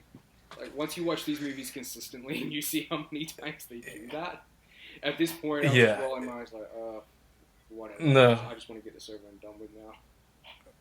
Yeah, I mean it's a fair point. I think this was the last movie, at least even in Portugal, to get a theatrical release, and by the time it was no longer popular or people didn't really care. And I agree with you. Renee is quite bland. It's kind of a Tina wannabe. I don't know. I mean, I just really don't get really bumped with the movie, although it has some great death scenes and. I mean, overall, I think there's still like there's room for a best death, I would say, and it's JJ and the guitar, That is and always that's a just good because shout. JJ was annoying as hell. So it was good riddance. Am I going mad, or the way that she was playing the guitar, it didn't match at all how it sounded? Am I going mad? That no. You're absolutely correct. There's no coherence whatsoever between what we see on the screen and what we hear. I have It's like just I do not have a musical background whatsoever, but even I was looking at that scene and I went, something's really off here. yeah. No, you're absolutely right, and yeah, spot on. No, Julius would Um, be my favorite. I gotta say as well, Julius was my favorite character of this entire movie. One thing I will say is I loved that as soon as shit began to go down, he was the one that stood up and said, "All right, like everyone grab your weapons." Like there's that scene where they're all grabbing yeah, axes and the guns and all that stuff. And I'm thinking, I like this guy. Like he knows what he's doing, and even in his death scene leading up to that, he's just facing down Jason. Like, he's got no fear in him whatsoever. And I just thought yeah. this is a very unique character to see in the franchise. I was actually kind of disappointed that he died. Again, don't grow attached or don't develop Uh, any connection with any character. But it's interesting. You were also gonna mention, I guess, the whole thing with the toxic residuals was just like, oh, why? And the whole thing of taking a boat trip to New York was just, oh, again, why? I don't know. Yeah, but there's also a good death scene with when he punches the guy's head, like in the roof. I don't recall who was it. yeah, that was Julius. But Julius. Okay, so I gotta Julius. fall Yeah, back on my statement actually. I think my favorite death would actually be the dude that the hot rocks. yeah, the hot rock. That was a brutal in a film with a lot of particularly tame deaths. That one really made me go, holy shit! It's just the way that he Yeah, just slams it straight. He basically just shoves his whole arm into the guy's belly, and oh, yeah. that made me cringe something fierce. It was. Yeah, that was a great one. And so basically, you were commenting on part 7 and part 8 on Jason's look. What's your take on I the think Part whole 7 part 8. has his best look by far. Uh, Hmm. there's not just Kane Hodder's physique and the way his body language, but just his overall look. Yeah. Like I believe that dude had been at the bottom of that lake for 10 years. Yeah. That shot of him rising out of the lake, and you can see, I think bones are protruding like, out of his Yeah. back just a little Yeah. bit. Yeah. Yeah. Yeah. It's Yeah. Yeah. Yeah. just that fine detail. Because John Carl Beekler, is that his name? The guy that directed it. Yeah. Yeah. Yeah. Yeah. Yeah, Yeah. Yeah. Yeah. I could tell as soon as I saw that. It's like, okay, this movie has some serious talent behind it. Even the death scenes, everything just looks so real. And Jason's look, that was just incredible. His look in Yeah. part. Kane Hodder is still great, but my least favorite scene in the entire franchise is his unmasking scene. Oh yeah, and even the childhood regression, there was just like, oh no, no, no, no, no, no, no, no. If I could list a bunch of unintentionally hilarious horror moments that have made me laugh, that would be in the top 5 easily. It was the Yeah. screams, and I think he was like vomiting. I think Kane Yeah. Hodder had done like Ooze inches of or something. water before they shot that. Yeah. So I know that was real. Like Kane Hodder was really vomiting on cue in that scene. Yeah. But oh man, that was I didn't even remember that. And it's just the screams. It sounded like something out of like a Looney Tunes cartoon. Yeah. Oh, it was incredible. No, you're absolutely right, and I think it all fits into a grand, like a bigger message, which was 1989 really signed the death warrant for all the movies, all the horror franchises. I think Nightmare on Elm Street Part 5 clearly, like, people don't really like Freddy's Dead. I think it's way better than Part 5, I agree. The Dream Child. I agree 100%. Even Halloween 5, yeah. Halloween 5, you as, I know it's your favorite franchise, and I think Part 4, I just realized all the trash that's been talked about Part 4, because I like the movie, right? But the whole mask, oh, it's a cheap knockoff, and it looks like somebody just poked holes in a glove or something like that.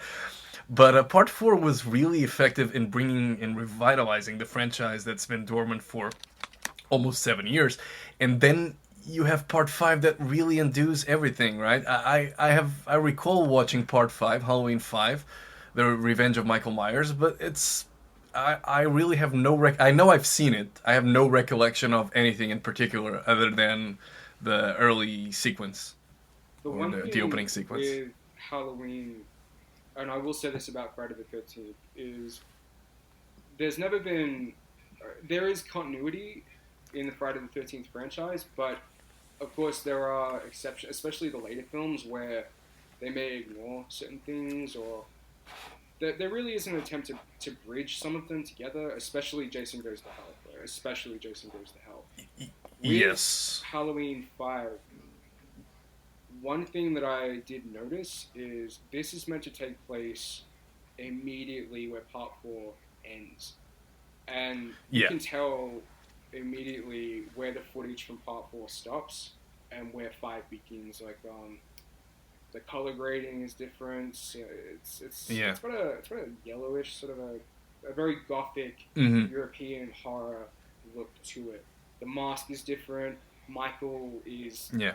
he's a little taller. Like George Wilbur in 4 had to wear like a hockey guard, I think it was, and Don Yeah, Shanks wow. is just naturally built like that. Yeah, buff. Yeah, with 5, Wow. there is no sense in continuity whatsoever with the original 3 Michael Myers films. It just does its own thing. Mm-hmm. Like, it really just comes Wow. in and does its own thing, and yeah, not only that, it commits probably the biggest cardinal sin of the franchise, and I'll say this is one thing Resurrection did not do. It alters Michael as a character. He goes from being someone who is not meant to really be driven by emotion, and suddenly he's anger. He's driven by rage. He's driven by anger, and all this stuff. And it's a very jarring film. It's a very jarring film to watch. And obviously they had the expectations, right, to build up with the Man in Black, the whole thing, right? Yeah, wasn't it? I don't know if it's called the Man in Black. Yeah, that was just sort of thrown in there because they were writing the scripts as the movie was going along, and pieces just weren't fitting into this puzzle, and the Man in Black was sort of shoehorned in there to solve these problems in a way, and their issue with that was, in terms of the Man in Black, we'll let the people in Part 6 explain that. So then it becomes a domino effect.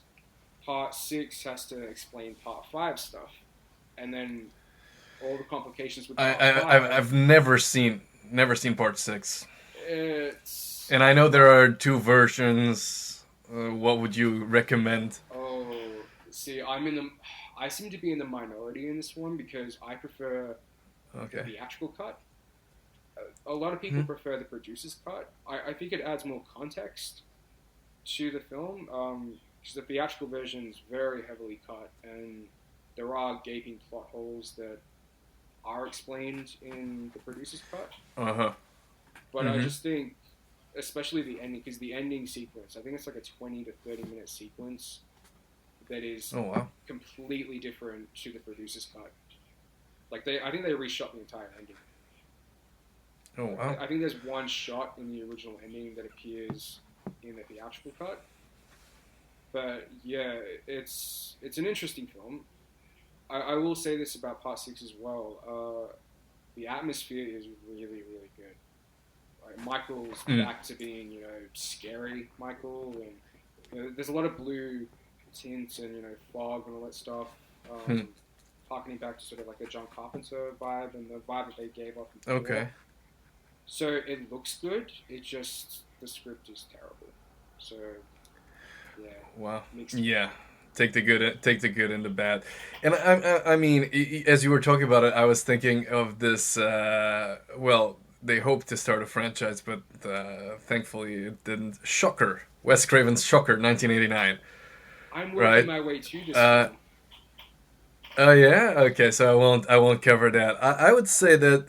Listen, it has the MTV vibe, and it's still relevant. Like with the Dudes of Wrath, which was a super group formed with Paul Stanley and Gene Simmons from Kiss, and I don't recall who else was in it. I'll take a look, but it's quite good. It was pretty much that show Futurama. I love Futurama. Yes. Yeah, so Wender, when he says, it's like Wes Craven saying, you don't want me in the Nightmare on Elm Street franchise? Fine, I'll create my own franchise with blackjack and hookers.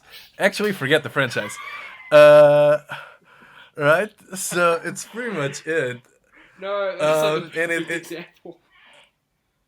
Yeah, and basically, oh yeah, shit. Oh look, it has, so the Dudes of Wrath, they were like a super group formed to record 2 tracks, and it's a super group with Paul Stanley and Desmond Child, not Gene Simmons. They had Motley Crue's Tommy Lee and Van Halen's Michael Anthony. Wow, and Rudy Sarzo from Whitesnake. So yeah, and it's kind of like, it starts as heavy, but then it evolves into this meatloafy kind of like Bat Out of Hell thing. It's nice. It's called Shocker. Yeah, that's a title track, and it's quite good. But whenever you have the chance, maybe we can discuss. Whenever you watch it, we'll discuss Shocker and its merits. Yeah, it's so funny you should bring it up because I've been going through a lot of Wes Craven's. There's this gap between Nightmare on Elm Street and Scream. I've noticed he's done a lot of films that I had not seen. I've only just watched People Under the Stairs and Serpent of the Rainbow for the first time.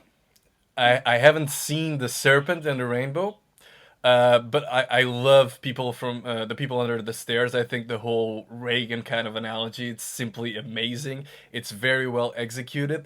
I don't see the need for a remake, right? That's neat. Just one movie. I think it was prevalent for that particular time. I don't see how you can remake it. And yeah, there's a lot of there was a lot of social commentary going on in that film. Yeah, Yeah, particularly with like the African American community in the late '80s and early exactly. '90s. Like you can see this, it's bubbling up to the surface, and we go Yeah, to Candyman, and yeah, it's just. I think yeah. People Under the Stairs had something to say, and Hmm. I mean, I guess it wouldn't be out of the realm of possibility that a remake wouldn't have something to say as well. It's just, would it have the same talent behind it? Would it have the same level of care behind it? It's the same. Yeah. I would have the same fears towards it for different reasons, but I also am trepidatious about this film coming out, Scream 5, just because. Yeah. Yeah, are the directors going to have the same flavor as Wes Craven? Are they going to do their own thing? Is it going to have the same love and care that the other films had? And People Under the Stairs is just so good. Like it's such a fun film. Yeah. Like you can see everyone. Apparently, the woman that played Nadine from Twin Peaks, I forget her name. Apparently, Yes, she said People Under the Stairs was like one of the most fun films she's ever made, and you can see it. Like,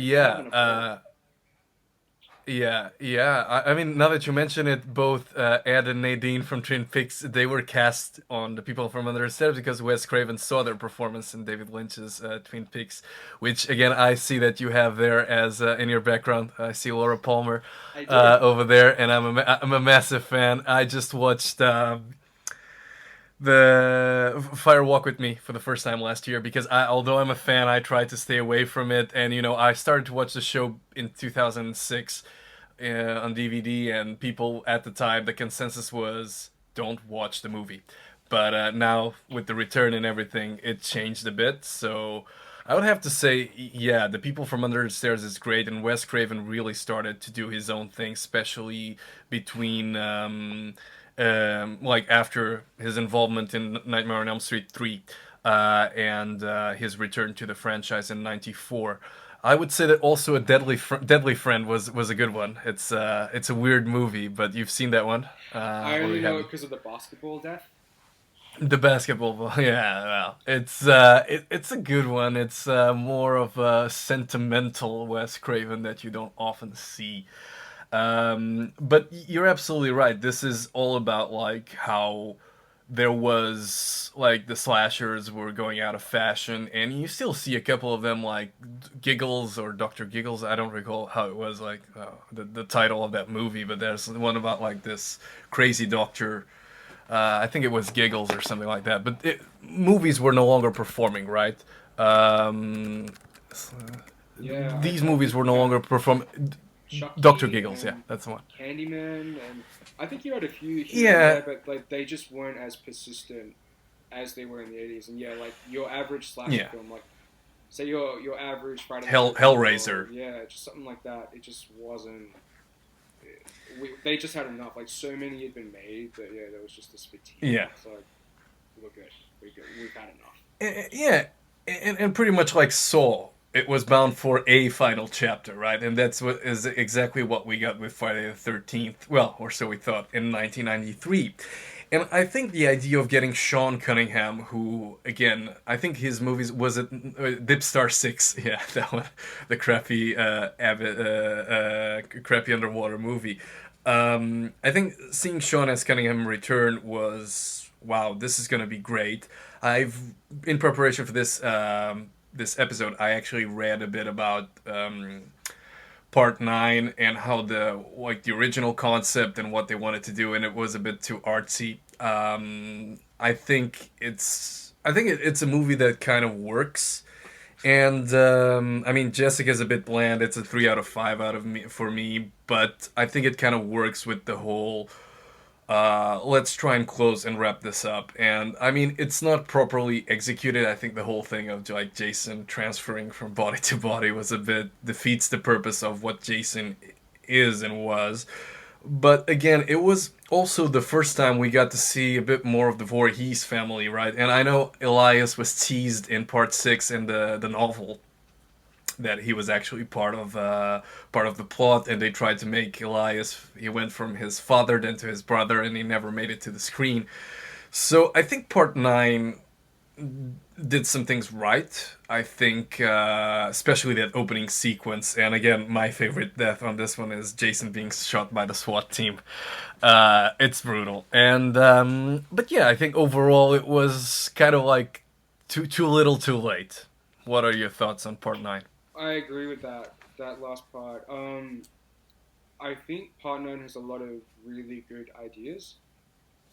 Mm-hmm. I think this is so late in the game that we're introducing a lot of things like Jason having a sister and then a niece Yeah. who also has a child. Immediately, as soon as I saw that, I went, Halloween and Friday the 13th do seem to borrow a lot from each other. So I thought, okay, I'll take that. Um, Yeah. the whole Creighton Duke thing, I get it. That was meant to be Tommy Jarvis. I get why he's there. I think he's a great character. I love the actor that plays him.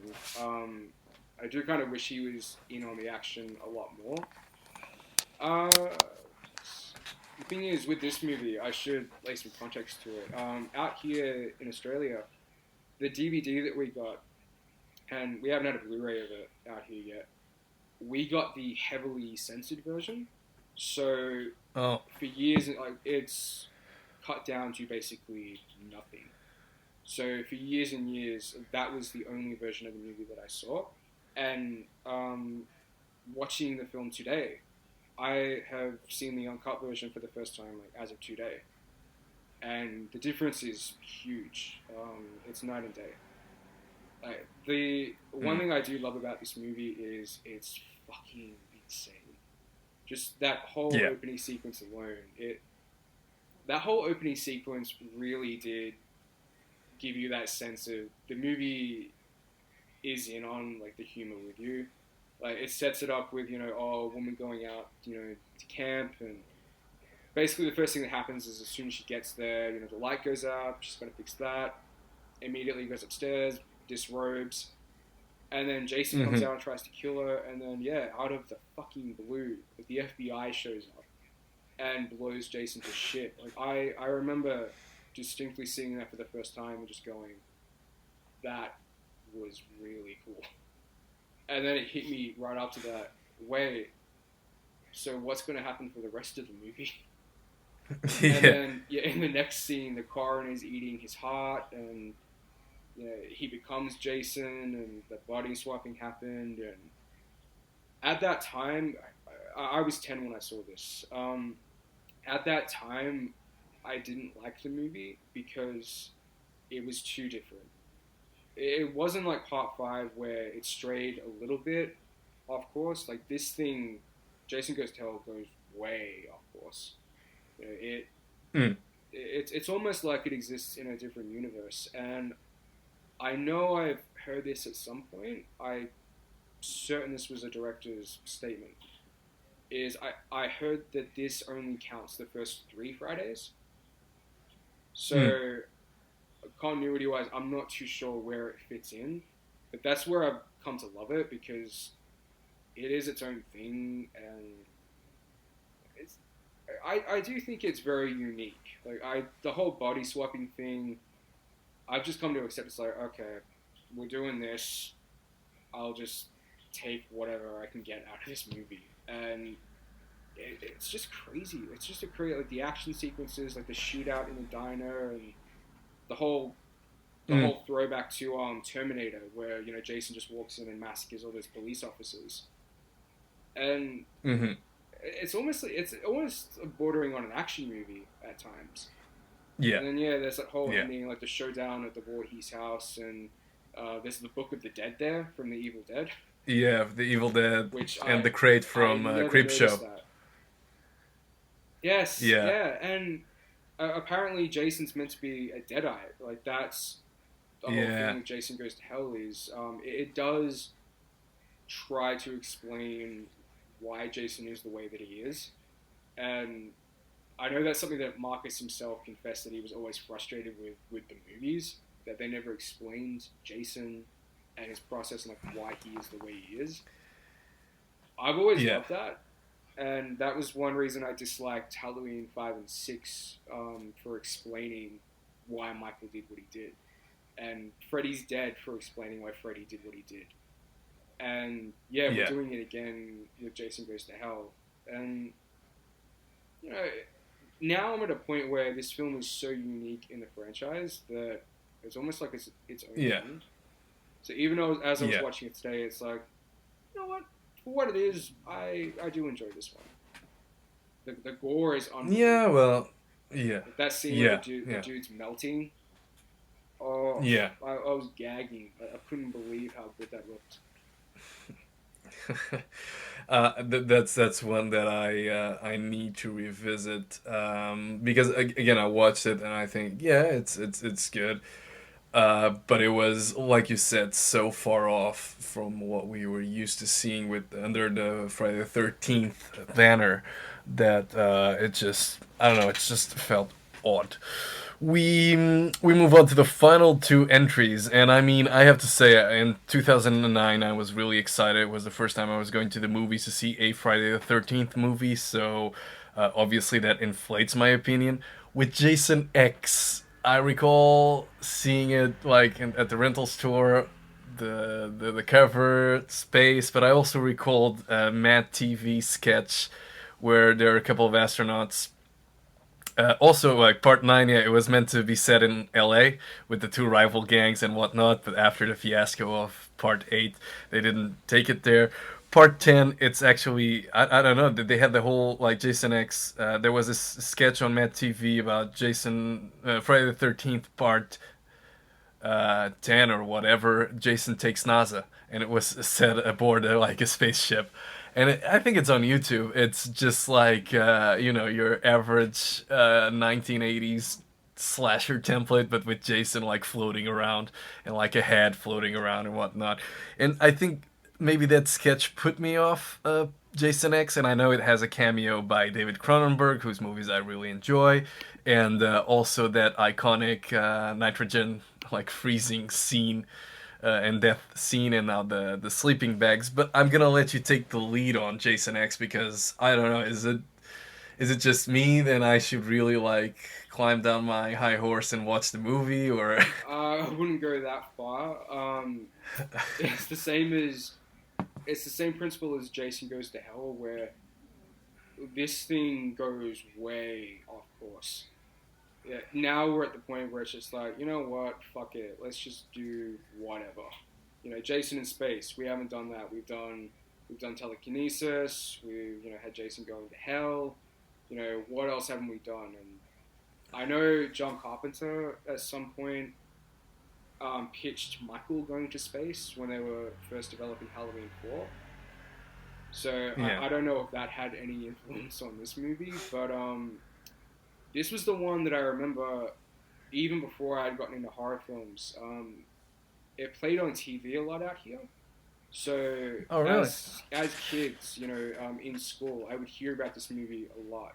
And I would hear in particular about the death scene where he freezes the woman's head and bashes it against the bench. Yeah, the table. Yeah, the bench. And this was the one I heard a lot about, and because it was so distinguished as a Friday the 13th movie, it sort of became a favorite amongst like people of my demographic.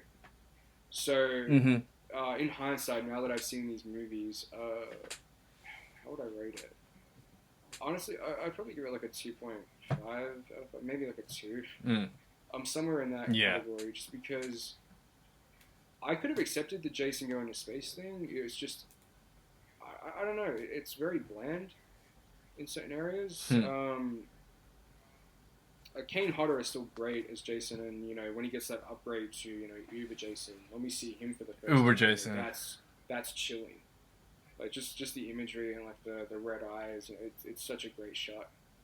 I think Rowan, I'm not sure what the lead actress's name is. I thought she was a really good lead.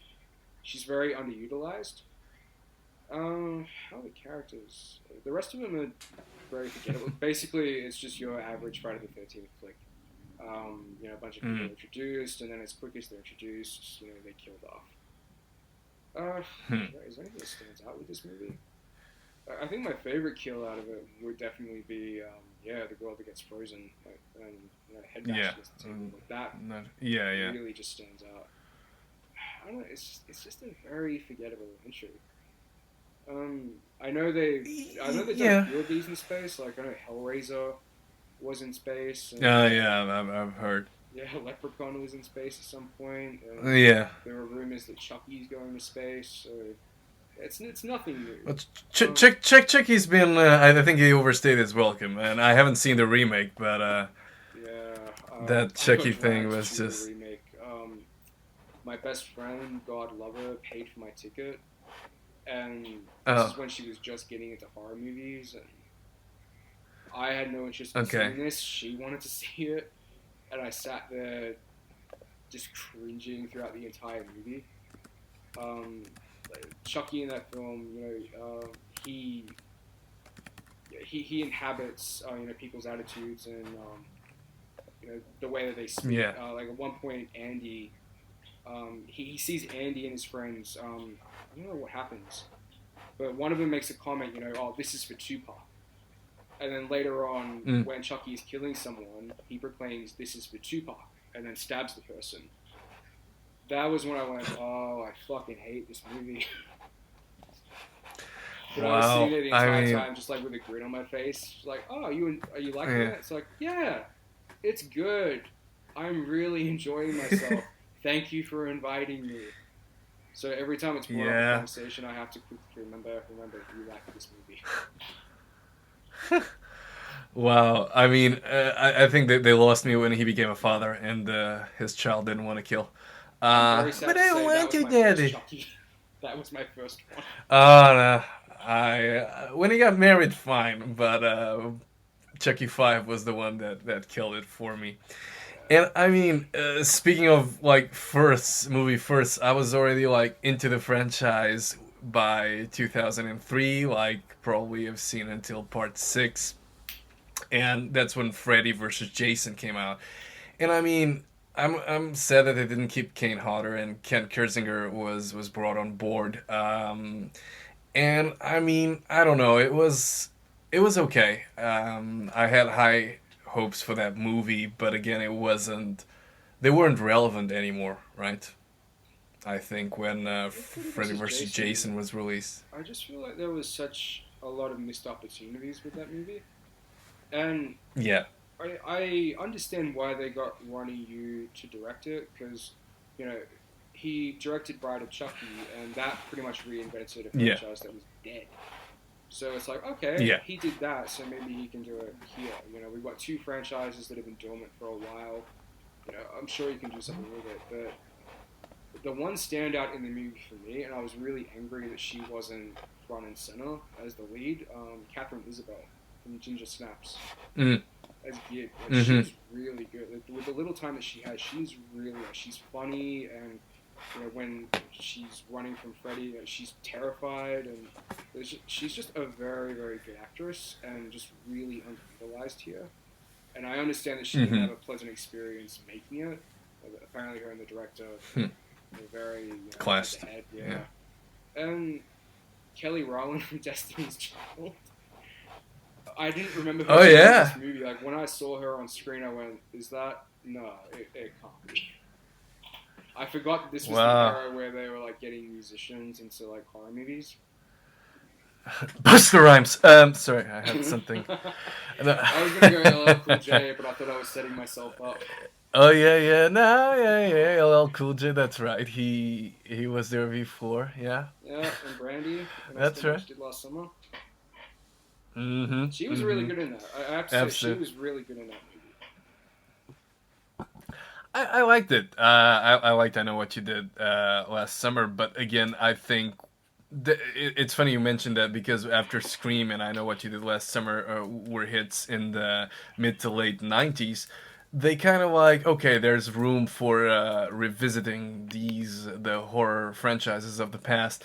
But yeah, I mean, they never really took off. And I think Freddy vs. Jason, I agree with you. There were a lot of missed opportunities. I enjoyed seeing it, some nods to past entries, but I mean, it was ultimately and sadly forgettable for me. Which, I mean, brings us to, I guess, the last movie of the franchise. And it sits up there with the Nightmare on Elm Street remake and the Halloween remake, not the 2018 one, but the Rob Zombie version. And I mean, the 2009 reboot, it was good because I saw it on the screen, on the big screen for the first time, and it was Jason, and it was okay. Yeah. Like, I'm not gonna if you discount like this, oh, I'm seeing like this franchise for the first time in the big screen, it was great. But other than that, it's pretty much by the numbers kind of a take on the franchise. One thing I did notice about it, because I just finished it maybe 20 minutes before I joined this podcast. Before the Yeah, and one thing I did notice is it seems to be very much the first four movies sort of meshed into one, with a little bit of wrong Yeah. turn thrown in there. I noticed there were a few wrong turn Mm. references. I didn't mind it, and I remember with this movie, there were two remakes coming out that year that I wanted to see: My Bloody Valentine and Friday the 13th. hmm What happened was we got the hard R rating out. Movies very rarely get rated R out here. It's very rare. These both got rated R, which meant I had no way of getting into the theater to see it. And Oh wow. yeah, so I had to wait until they were on DVD. And I got them both at the same time. And oddly enough, the one I was looking forward to, My Bloody Valentine, I didn't really care for it. This one, I did enjoy. At that time, I wasn't huge on Friday the 13th, so maybe I welcomed it for whatever reason, because it was contemporary and it was new, and probably a whole barrage of reasons that I don't even remember. But now that I've seen it again, it's not bad. It probably sits just above Part 8 for me. I would probably be game enough to admit it sits just below Jason Goes to Hell for me. I found myself... It wasn't that I didn't enjoy it. It was just, I felt we're very much treading on familiar territory here. Yeah. I thought the acting was And really, I mean, really good. Danielle Panabaker, she was surprisingly really good. I gotta say this. I forgot that she died in this film. When she got that machete through the chest, I actually jumped back and gasped. Because this is my favorite character in the movie. And I'm thinking, I had forgotten the golden rule at this point. It's like, anyone can die. I thought the sister died. Yeah. So that caught me by surprise. That whole third act sequence in particular, in the tunnels, that was really intense. Like, I wish a lot more of the movie had been... When you see the original ideas that they're utilizing, they're really, really good. It's just when they harken back on the other films that we've seen, like when they fall back on them a little too much, that's when it's like, they've been here, done that. Yeah, I'm with you there. I think, like, in terms of execution and acting was it was good from what I remember. It was, and there was the atmosphere of the I don't know, reminiscent of the Camp Crystal Lake reality of the 80s. But again, I think that for the fans, it was, okay, this is just like a recap of part 1 to 4. And for the non-fans, it was pretty much, just like a slasher, like we like Scream better, right? So that's why probably Scream 4 was more, well, I wouldn't say more successful, but maybe better welcomed, because it had its own, like, still the same demographic, like people who grew up with Scream were willing to see it, whereas probably when my father was 20, that's when the Friday the 13th movies came out, he was not going to be dragged to the movies to see a reboot. That being said, I mean, I think that the wrap-up question is, where do we go from here, right? What would you like to see as a slasher fan, as a horror movie fan? Like, if there were another movie, what direction would you like for the director and the producers to take Jason and the whole franchise? Ooh, this is a good one. they've done so much. It's like what? Where could it go? Do you know what? I have to fall on Halloween 2018 for this one. It's Oh, very good one. Yeah. yeah. It was basically okay. We're gonna go back a little bit in time. We're gonna jump from a certain point, and we're just gonna do something a little bit different. We're gonna do something new and fresh and something that we haven't done yet. I'd like to see that with Friday the 13th. True. Like, I would really enjoy seeing. I would really want to Ginny see. or Tommy. Yeah, I would love to revisit, Tommy or even Ginny or just see some familiar faces. Or on the odd chance that they ever did do this, say they jump back from just part one and they just go from there. Mm-hmm. It would even be cool to see Alice again. What she's been up to all these years. Like Ginny, preferably, ideally, but I don't know. I guess something we haven't seen before. Because one thing I did notice about Friday is, like I said, it doesn't take itself too seriously, quite like Halloween does. Yeah. I would really love to see Jason scary. I would love to see just a movie where he's just relentless and he is a relentless killer, but he doesn't really scare me, and maybe he doesn't instill that supernatural quality quite like Michael does, where it's almost robotic in a sense. Yeah. Yeah, maybe No. because I know that certain people have ideas like. Is it LeBron James that signed on as or wants to sign on as a producer? Oh yeah. And you've got a lot yes. of people coming out lately with ideas for certain movies, like David Gordon Green. Like, I never expected him to do a Halloween film. Like that would have been the last thing on my mind. Yeah. He directed Pineapple Express, right? Yeah. Yeah, I never would have expected that, and he delivered a great movie. And you've got Chris Rock, who's just gone and done Spiral, The Book of Saw. Apparently what happened was he walked in and pitched an idea and they just jumped at it. He just had something that they hadn't done before. And Stephen King has actually gone on record stating, I've got an idea. Hasn't been done. Really? Pretty good. Yeah, and Oh wow. I think enough time has passed as well that, somebody somewhere has got something that we've never seen before. Maybe not. I think too far away from it. Like, don't do another copycat killer. Like Quentin Tarantino's idea for Halloween 6. He apparently had an idea, right? Yeah, no. It was like recently when he was talking about his book or something. He apparently post Pulp Fiction worked on something like for Mustafa Akkad. On like an idea. I don't know what the idea was, but yeah, I read about it.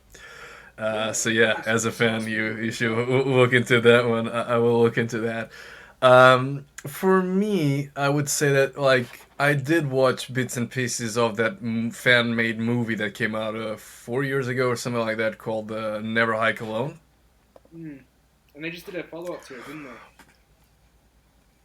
Oh, I haven't heard of that. It was okay. I mean, I don't think the found footage mashup with Slasher and with Jason would work really well. So for me, it was found footage, was it? Oh, okay, yeah. No. I was thinking as no. Like the Never Hike Alone is it's amateur or fan made, but yeah, I don't know. Like there were ideas that was circulating around like upcoming horror movies and everything about like mixing up found footage and Friday the 13th, and I'm like, no, that doesn't. I don't think that's a good idea. Because no, it's not that kind of property, I would say. But never say never. I mean, yeah. Like with found footage, like the reason that Blair Witch and Wreck and all those films work so well is they rely so much on what you don't see. And like Halloween and Friday the 13th, they're about as subtle as a sledgehammer to the face. So Yes, it would be difficult, but I'm sure someone out there could pull it off. You know, it'd be very unique. It'd be a very bold idea to do. So yeah, I agree with that. You know, never say never. Yeah. I'll be interested. Well, I'd end up going to see it. it would be no, probably at home. But let's see. Liam, that's pretty much it. Thank you once again for agreeing to be a guest on this episode, and hopefully we'll record a sequel once the new two Halloween movies come out: Halloween Kills and Halloween Ends. Happy to discuss Oh that hell yeah, with you. man! Yeah, I'm in.